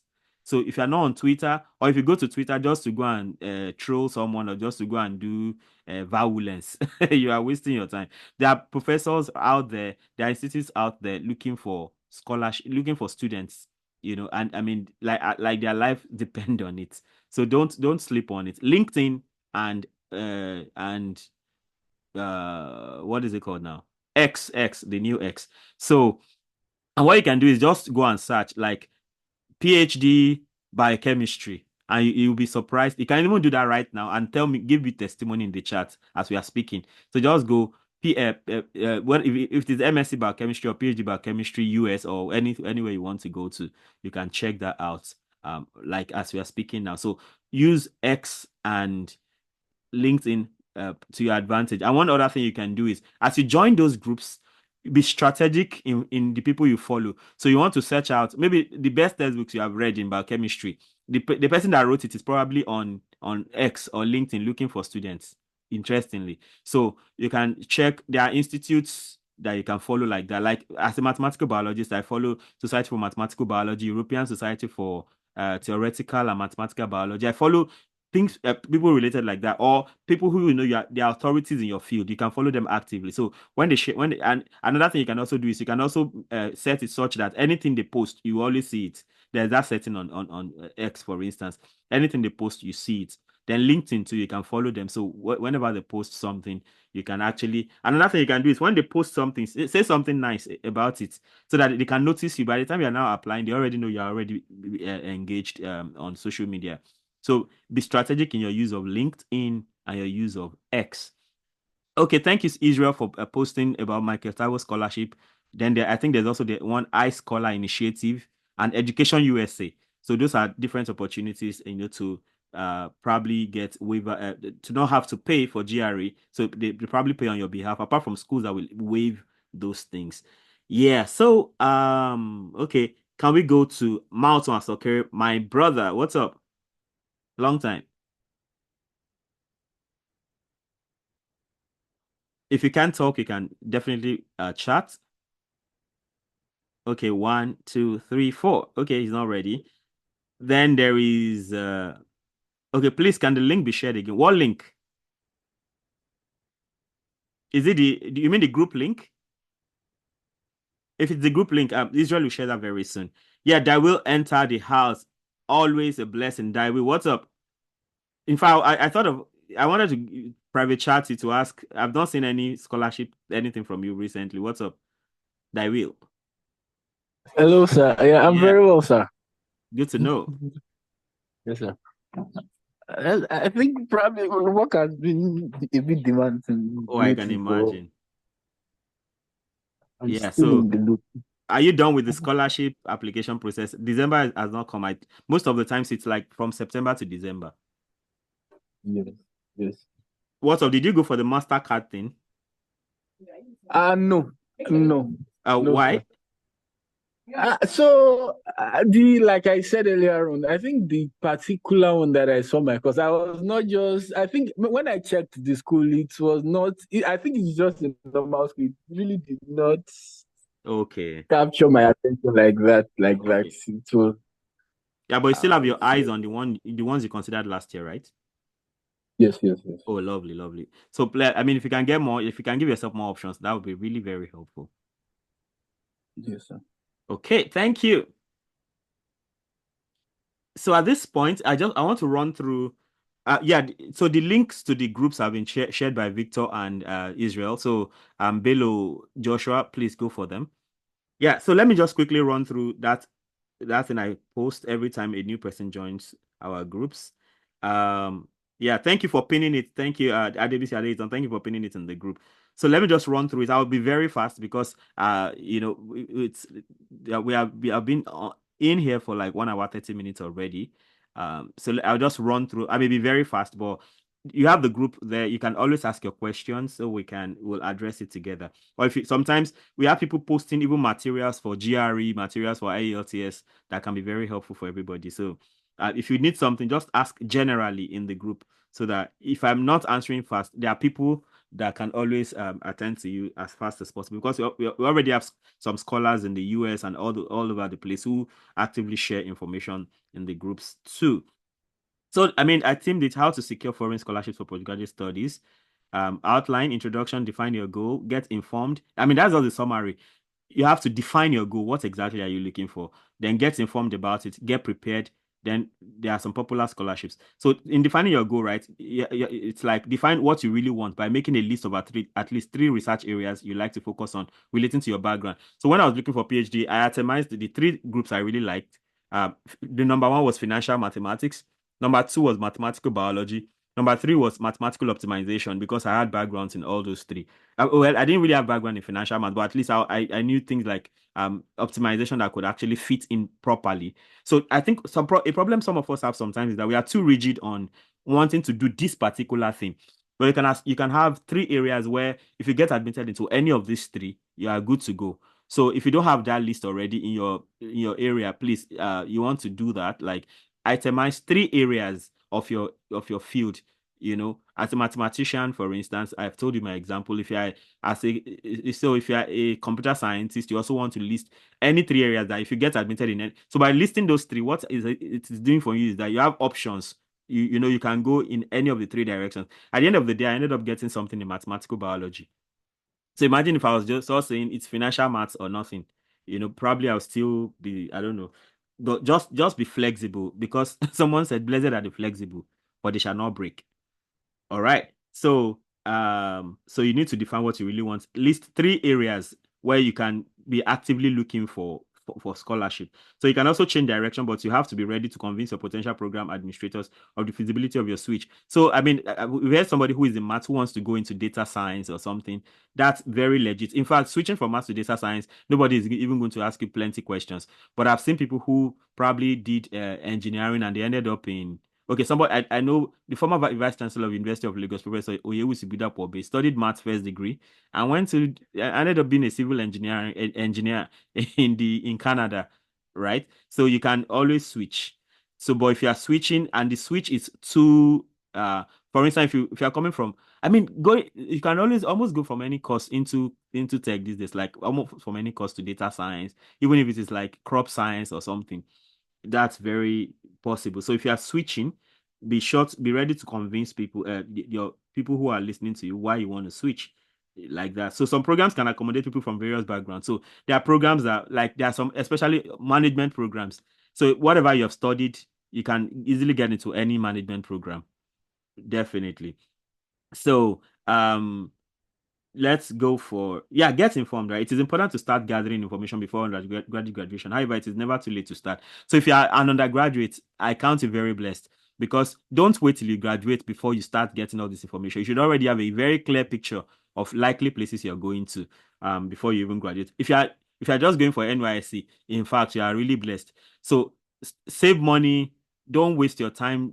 When people are partying and doing all that, don't waste your time. Have a goal, have a focus. If possible, that nothing stops you from, you finish NYSC and in a couple of months you're already at your destination for further studies. So you can do that. So use your NYSC year properly for that. That's even my last point on that is. So the kind of information to look out for include relevant countries, universities, researchers, requirements, mode of application fees, and deadlines. Mostly a wild Google search is all you need here. Just go online. So every day, just say I'm dedicating 30 minutes just to get information about scholarships. So it is important to carefully choose a country based on your future plans. It is easier to get jobs and settle down in some countries, especially if you don't have to return to your home countries. Now, there are some scholarships. If you get the scholarship, you have to return to your home country. So if you know your plan is not to return to your home country, if you know you don't have that plan to return to your home country, you have to, you should be careful, probably not to even apply for that in the first place, so that you're not going to get into trouble. So, but most scholarships don't require you to return. So I'm not sure, Chevening and Commonwealth scholarships, probably they need you to go back to your country. So just be sure what you're applying for and how it aligns with your future aspirations. One of the most important things in postgraduate studies is your supervisor. It is easier to work with a caring person, and you can easily pick this from email interactions and the activities on platforms like Twitter. Now, maybe some of you want your supervisor to be a Nobel Prize winner. That's good. But I mean, you have to also consider, do they have your time? Are they going to pay attention to your development? Some of these guys are too busy to even attend to you. So it is better to get somebody who is good, but who is not a Nobel Prize, who will have your time, who will care about your own growth, than a Nobel Prize winner who doesn't have your time. Okay. So, but of course, it's even beautiful if you can get a Nobel Prize winner who is equally caring. And when I mean caring, like Do you know how I chose my PhD supervisor? I went for a conference in a landmark university, Umuaran, Kwara State. And before I slept at night, around 12 midnight, I just sent this mail to like 4 professors. And Japan is 8 hours ahead of Nigeria. So when I was sending that message at 12 midnight, it was around 8 a.m., like work time in Japan. So by the time I woke up, I mean, I was so surprised. By the time I woke up, I got a response from my professor. I was surprised, like, wow. Because I know most of the times when you send emails like that, people don't even answer you. If you're coming to Japan, right, and probably you're already in line for a next scholarship, you can easily get the attention of Japan professors. That's one big deal here. So by the time I woke up, he had sent a message. And I was like, wow, this person that was so fast in responding. And guess what the message was like? He sent a message telling me that he has better people that can supervise me. Who says that? So he now gave me the links of those so-called better people because of the proposal I sent. I sent him my CV, my proposal, and transcripts. And he felt that based on my plan that he had better people that could supervise me. I was fascinated. So you're even telling me about people that you think are better than you to supervise me. So for me, I was like, wow, this is serious. So from there, so the fact that he was even prompt in responding, and I know many professors don't have their time. So from there, I was already picking that, oh, this man must be very nice. And sincerely, I made the right choice. My PhD study was like, it was so sweet because as I was doing it, I was involved in politics. I was a social manager for Tohoku University Foreign Students Association. I was general secretary of African Association. So how many PhD students really have time for that? It was because the man has a very simple method. We met every week, and every week like that, as we meet, we are doing something that is contributing towards the progress of the work. So most of the times, what I hear about people around the world is, like maybe they get to see their professors once a month, if at all, or more, not so frequently. So for me, it was such a sweet ride because I could already decipher from the email we're exchanging that now this man is really concerned about my growth. And you need somebody like that instead of a so-called very high flyer, so to speak, who doesn't have your time. And of course, he's also not, he's a very excellent researcher. So I mean, you have to look for that because another way to know a professor that will be good for you is go to their website. How many students have they graduated? Do they graduate students every year? Or do students rarely graduate under them? So if students really graduate under them, that may be a sign of toxicity, or maybe they have taken students that don't end up finishing their programs. So you can already read that oh, maybe this person is not someone to work with. So you have to read between the lines. Okay. Yeah. One of the most important, okay, I've said that already. You need a caring supervisor, not just a high flyer for the sake of it.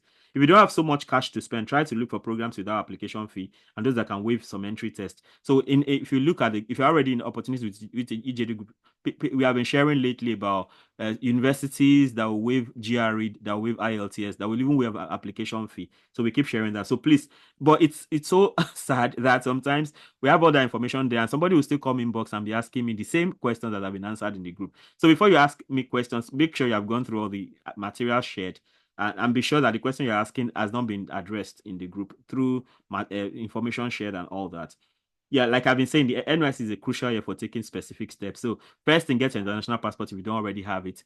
Then secondly, save up money. If you don't have a very solid result, save up money to write GRE at least, and make sure you get 320 over 340 to stand you out so that even Harvard, MIT can come calling. So like I said, get prepared, strong academic background. If you are still building your CGPA and you can still make it better, why not? Go for it. If you can get 5.00 by 5.00, do it. It will make your life easier. Of course, it doesn't also mean that if you have a third class, you can't get a scholarship. Everybody can get a scholarship. The only thing is that you just need the right information and what you need to add. One way I know most third class people have got funding for scholarship is that they are also involved in some, like I always like to talk about this guy that finished from FUTA. He studied forestry, I think, or I think it was forestry he studied, or crop science. I'm not sure which one now. And he finished with a third class. But guess what? He has this project Ozone, addressing an issue about planting and things like that, agriculture, crop science like that. And because of this NGO he had, he had opportunities. He went to Germany with his third class. He went to Germany for a conference and he bamboozled them. By the time he finished talking, everybody was like, who is this guy? So before you know it, I think it's currently in Kansas University or Kansas State University doing his PhD in crop science or something like that. So those extra things you do by the side, like all those volunteering, all those Millennium Development Goals kind of thing you're doing, Sustainable Development Goals as they are called now. Those things actually have a lot to boost your chances. So strong academic background is good if you are still in line. Yeah, he studied CSP. Thank you, Victor. Studied CSP. So strong academic background is very important, like I said. But whatever you end up graduating with, if you have tried your best, you can still work with it. So getting a supervisor, I said that already, by writing a cover email, which I said before, that's like a cold email. So a cover email or letter with scanned copies of your CV and transcripts attached. Their motivation letter or statement of purpose. You can always get these templates you can use AI to get the templates, but don't use AI to write it. Use AI to give you an idea of what to write and write it yourself.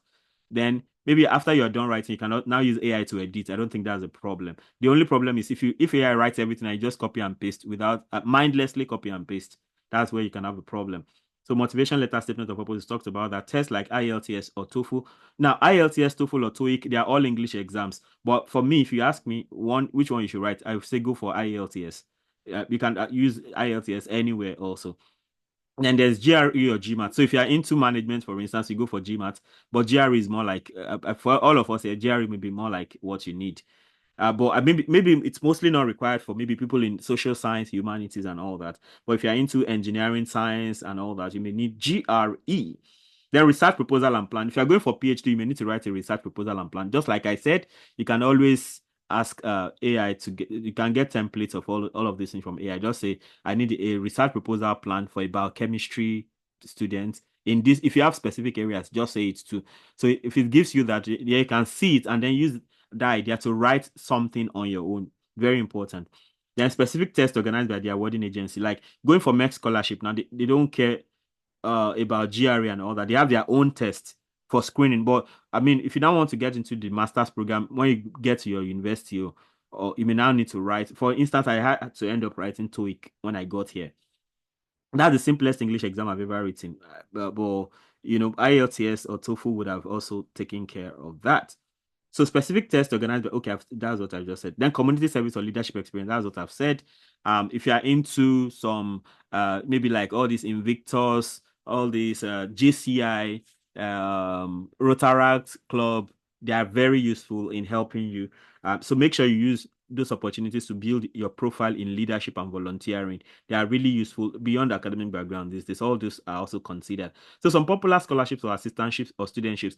Now, if you're going to the US, mostly you won't hear scholarship. Mostly you'll be hearing about assistantship, maybe research assistantship, teaching assistantship, or executive assistantship. Research assistantship is you're helping the professor manage his or her lab, and then you're getting paid for that, and that payment helps to take care of your own tuition. Or research teaching assistantship, you're helping to teach undergraduate students, and they pay you stipends that help you to pay your own school fees. Or some they will even deduct the school fees from the source and give you the balance for your living expenses, like that. So common scholarships, like you have Commonwealth, like I recommend shared scholarships. Then there's MEX, which I came on. There's DAD, which is like MEX for Germany. Then you have assistantships mostly in USA and Canada, and they may be facilitated by availability of funding for supervisor or high GRE score. Now, once you see a supervisor is getting comfortable with you, you can already introduce funding issues so that they won't expect that you have money to pay by yourself. That's really important. Then, of course, there are some schools that once they take you automatically, there is funding attached. So you can also look for those schools, so you have to worry less about funding. Then there's Hong Kong Postgraduate Scholarship Scheme. Now, if you are in engineering or environmental sciences, I see that Hong Kong has a special flair for people in those fields. So if you studied engineering or maybe like all this architecture or meteorology, all these environmental sciences, geophysics, I think Hong Kong and the scholarship is really cool too. Yeah, there's Erasmus Mundus with all kinds of all kinds of areas, maths, everything, engineering and all that. Then there's Chevening scholarship. If you have like 2-year working experience, you can easily go for Chevening in whatever field, maybe arts, science, anything. Then there's the World Academy of Science, which is I think affiliated with ICTP. And check all this out. There's MasterCard Foundation, there's Stipendium Hungaricum Scholarship Program. You know, I mean, I know some people who went to Hungary and from there they went to Italy for PhD, or they would go to other places for PhD. Then there's Chinese Academy of Science and the Australia Award. So all these are very helpful scholarships out there.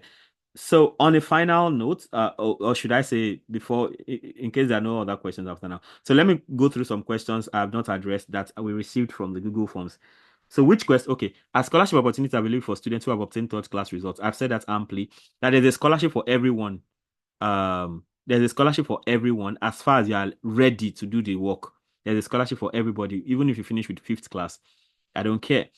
I mean, I just told you about Shikbashi Ayodele, who is a PhD student in Kansas State University. Now, I'm finished with third class in crop soil and pest management in FUTA. So a scholarship opportunity, okay, yeah. If so, what is the best way? I've said it already. As a recent graduate of FUTA, where are the best and surest places to get scholarships abroad? I mentioned all of these things. Your field, it depends on your field, but if you don't want to stress too much, just look at the US. US has almost any kind of opportunity you can imagine. So how to write a good SOP and how can a person from a very rough background get a scholarship without putting much burden of bills on himself? I've told you about that. You can get funding from Michael Taiwo Scholarship or I Scholar Initiative to write GRE and IELTS. And then I think there's Education USA that's also into that. And then of course you can go for schools that don't require those exams. You know, I mean you're talking about, my example is good. So like I literally don't have anybody that was willing to put down any money like that for me to go and write GRE. But I mean, you see, that's the power of networking. So I remember when I wrote GRE, it was a friend that paid for my GRE. It was based in the US, I mean, in Canada. I didn't ask him, but because, we are very, very, just very good friends. And because of the kind of impact we have, the kind of interaction we've always had, he paid, then it was $159 he paid for my GRE without me asking him, interestingly. So when I wrote IELTS, it was a friend who gave me money to buy a phone. I was just like, I beg, instead of using this 35K to buy a phone, I would rather just use it to write IELTS that will contribute to my future, so I can probably even start manufacturing phones in the future. So I mean, sometimes your friendships can help you. Not because I didn't even have to ask any of these people. They just did it on their own, because normally I'm not this person that likes to push and say, come and do this, come and contribute for me. No, I really don't like that kind of behavior. So, okay, so your background doesn't matter, especially if you now have a very good academic, you have very high CGPA, that can really be a lifesaver for you. Okay, how can I get linked to schools with application fee waiver? I mean, we have shared it many times in the group. Several schools, like up to more than 30 schools that waive application fees, or even GRE or IELTS. How can I publish my undergraduate project work? To publish undergraduate project work, you have to talk to your supervisor. So because I mean, you can't do it on your own without your supervisor. But if your supervisor is not interested now, then you can look for a mentor in your field who can guide you through the process. How to get access to scholarship programs? Are there scholarships available for final year students who are still hoping to get their bachelor's degree? Of course, most times before you can get a scholarship while still studying, but you need your transcript. So if you can get your transcript to submit, but I mean, what's the rush about? Just calm down, get all the information, gather all the information already, and use your NYC time to really position yourself. And who knows, you might finish NYC today, and in 2 months you're in the US or UK or wherever you want to go for further studies. As a graduate of human anatomy, please, how can I get fully funded scholarships in the UK? Okay, I think the question has been addressed. So you have never found a fully funded offer. Just keep trying. Like, there's no guarantee. Like, I keep telling people that all the attempts I've made in writing supervisors, writing GRE and all that, it's conservatively put at 500 attempts. Just to get one PhD offer at the end of the day, will make you forget all the stress. But while at it, it can be very frustrating. It can be, sometimes you want to give up and pass out. But no, when there's trouble, and that's where resilience comes in, right? When you try and it doesn't work, stand up. So it is not over until you have won, right? That's the idea. So don't just keep at it. It's not, nobody is telling you that it's going to be an easy ride, right? But if you want an easy life, you have to keep rising up each time you fall until you get what you need to get. So what steps do I need to take to secure a fully funded scholarship in USA as a first class graduate? Like I told you, you are in a good place with as a first class or 2-1 graduate. That's a very nice place to start from. Then I hope you didn't only focus on education in school. I hope you are part of your school fellowship and you are maybe general secretary or you hold a leadership position. All those things really matter at the end of the day. Then of course, if you can afford it, or if you can get a scholarship from some bodies, you can write GRE or IELTS and aim for 320 over 340 minimum to be considered by the best of schools anywhere. Then afterwards, yeah. You can also get schools that don't require these things, especially with your first class, right? Then of course you apply, get an international passport because it's required for even some of these tests you need to write. So I think we've talked amply on all of these things. Are scholarship opportunities available for students who have obtained third class? If so, okay, I think I've addressed that. Aren't any open scholarship for degree holders? I don't know what that is, but I mean, that's what we've been discussing. How do you apply for scholarship for masters with only second class upper? Second class upper is not only. In fact, no upper, no class is only. It is all about what you do with it. There can be first class students who don't ever get a scholarship, whereas people with 2-2 will get scholarships. It's all about the information you get. So get properly informed. A professor is recruiting multiple PhD students, and she requested interested candidates to send their CV to her email address. Should I send a cold email, cover letter, or statement of purpose along with the email, or what should be the content of the email part from the CV? So in this case, instead of just sending your CV, so make it like what we've said about the letter, about the cover letter. So I am blah blah blah. I finished this with a CGPA of, don't just say 2-1 of first class. Say 4.49 over 5.00 or 4.53 over 5.00. Like name this CGPA, because 4.49 is not the same thing as 3.90. Although they are both 2-2. I mean 2-1. So you want to be careful with that. So, and of course, even convert to percentage for more to convey the message better. So I would say send a cover letter, then attach your CV as requested, and attach your transcripts too. If it is a PhD, if you have already written a proposal, you can also attach that. Okay. So when looking for opportunities, what do I look out for? Of course, like I told you, you should have already outlined 3 areas that you are equally interested in. That anywhere you are accepted, you are good to go. So you should do that. So once you have something that aligns with any of those, and there is funding that can take care of your needs, then you're good to go. And what are the documents to start now to prepare for scholarship opportunities? Get your international passport. You cannot be international without your passport. Okay, so get your international passport first of all. Get your CV in order. In America, they have a way of writing their CV. So go to the professor's website and look at the CVs. Get like 3 or 4 CV formats and tailor your CV accordingly in that line. So then statement of purpose, motivation letter, things like that. And of course, depending on the school you're applying to, they may require you to write other things about you, maybe your leadership, especially if you're going for all these UK schools like Chevening Scholarship. They want you to write about networking, about leadership, and all that. So you want to get all those in place.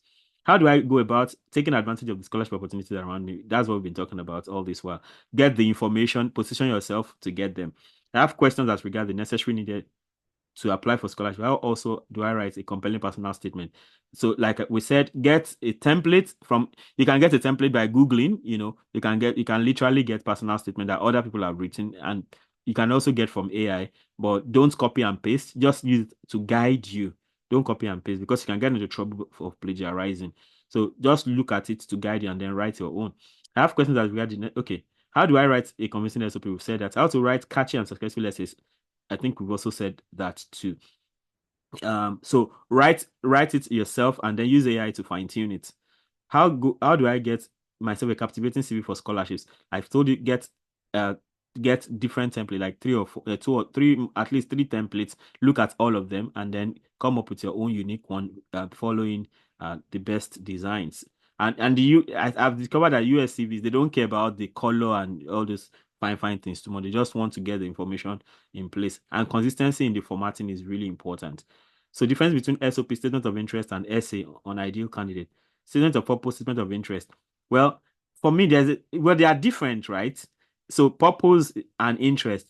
So what is your purpose for coming for this program? That's more like what statement of purpose comes across like to me.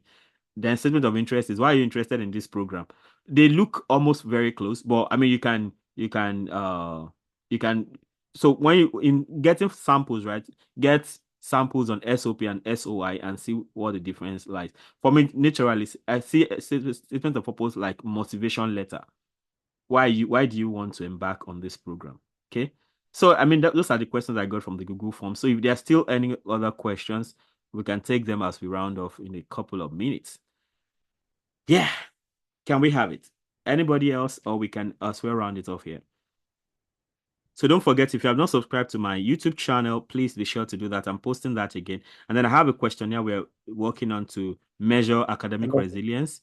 That'll be very helpful too. And also, thank you for taking the YouTube channel to 500 subscribers already. So if you have not subscribed, the channel, the link is up. Yeah, please go ahead. Okay. I want to ask a question, and it's more or less like I want you to summarize this whole scholarship application process. Okay. Like I heard you saying you're going to write a code email to a supervisor. Right. Which is one part. Okay. And we are going to apply for the scholarship itself. And also, we are also going to apply for to gain admission into the schools, the particular schools that we want. Okay. I don't know if I'm right. Okay, you want me you want me to put all of that together, right? Yes, I want to get that very well because, okay. For instance, like the Chivlin scholarship, for instance, you will still need to apply for a separate application to the schools where you, the prospective schools.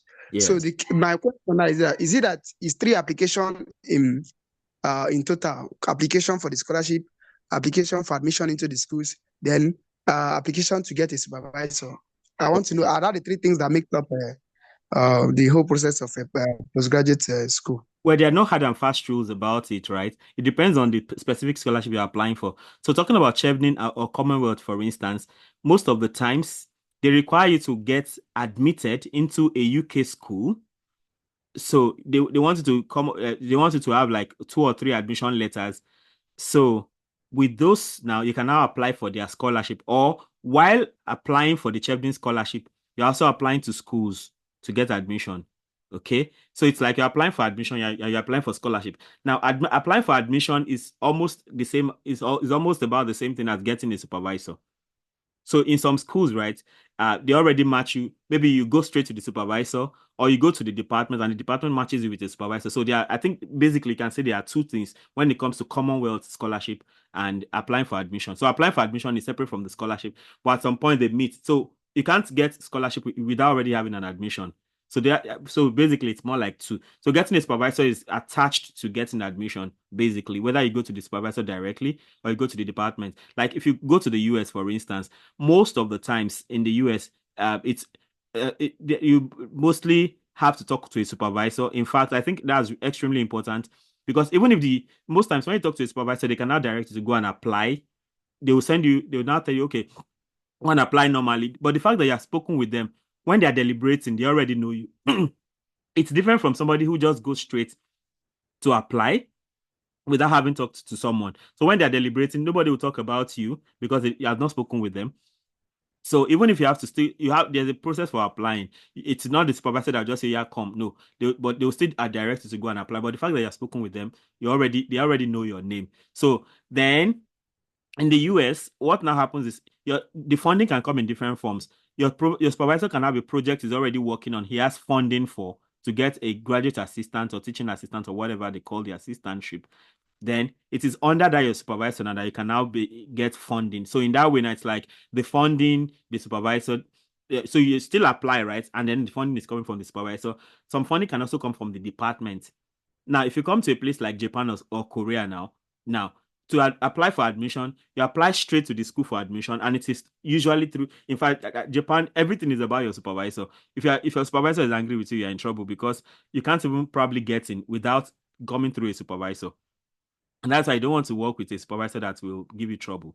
Okay, so you get a supervisor, and through the supervisor, he's now the one that will now put you up for admission in Japan. That's the Japan thing. But the funding now is coming from the Japanese government. So it's mostly like admission, which is attached to supervisor, then then scholarship, and the two have to come together. You can't get scholarship without admission, but you can get admission without scholarship because they may also think you have money to pay yourself. But it is you that now has to position yourself for the funding. Okay, so it all depends on the system you are looking at. Yeah, I mean, if you can, our time is normally up, so you are very free to leave. If there's something you miss out, you can get on you can get on YouTube later. All right. So, did I address your question properly, Chijoke? Yes, I can say you did to some extent. Maybe while I'm still a bit of should I say confused, is because I'm still a newbie when it comes to Have all you of these. graduated already? No, I'm in my final year. I'm trying to round up. Nice. I'm Like, trying I to wrap think, up my project. yeah, you have started early. So with this curiosity already, by the time you're done, by the time before you go to NYC, you already have a very clear picture. So usually it's all about the I mean, it's majorly two things: the scholarship and the admission. So you want to have the two to align together. So I think the thing is, if you're interested in a particular scholarship, sit down, read their requirements, and you get all the clarity you need. But usually it's like admission, funding. Except if you are going to a place like Ames now, if you are going to Ames, once you get admitted in Ames, what's your field, Chijuke? Oh, Mathis, I'm doubling it with computer science. Lovely. So if you are going to a place like Ames now, the beautiful thing about Ames is once you're admitted, it comes with the funding and everything. That's for Ames. Do you get? So so for a place like Ames, once you apply and you're selected, the funding is guaranteed and everything. There are also schools like that where once you get admitted, it comes with funding. I think Princeton University has that kind of policy. I'm not very sure. Maybe it's for some specific departments. I'm not sure. But I think Princeton University, once you get admitted into Princeton University, it's one of the Ivy League schools. You automatically have funding. That's the last time I checked. I don't know if anything has changed. So no worries. Just keep getting all the information. It will be pretty clear. So on this note, I guess we are done. I want to thank my ad hoc assistant, Israel. I didn't inform you before, no, but I felt that was going to be necessary. Thank you for doing the job very well. I'm so grateful. And for all of you, thank you very much for shooting up my subscriber base to at least 500. I'm sure it would have been more than that already by now. So if you have a question, if you're not already in the what opportunities with EJD group, please feel free to join. There we keep sharing information, and this September to December window is a very critical time for applying for scholarships. So if you want to be in the US by July, August 2025, this is the time to apply for all of those opportunities. And don't apply to one place, apply to as many places as possible. Like the Bible says, cast your bread upon the water. So and don't be discouraged. You are going to get many discouragements. You are going to write professors that will never answer you. You are going to have some that will answer and say they don't have space, or you are going to have all kinds of things. But at the end of the day, like I said, you need only one yes that will cancel all the plenty no's that can be frustrating. So till I come your way again, thank you for showing up here. Don't forget, ask your question in the general group anytime you have them. Don't hesitate. And I'm there to answer you and other people who are already who are so experienced to guide you through. So bye. Thanks for being here. Thank you so much.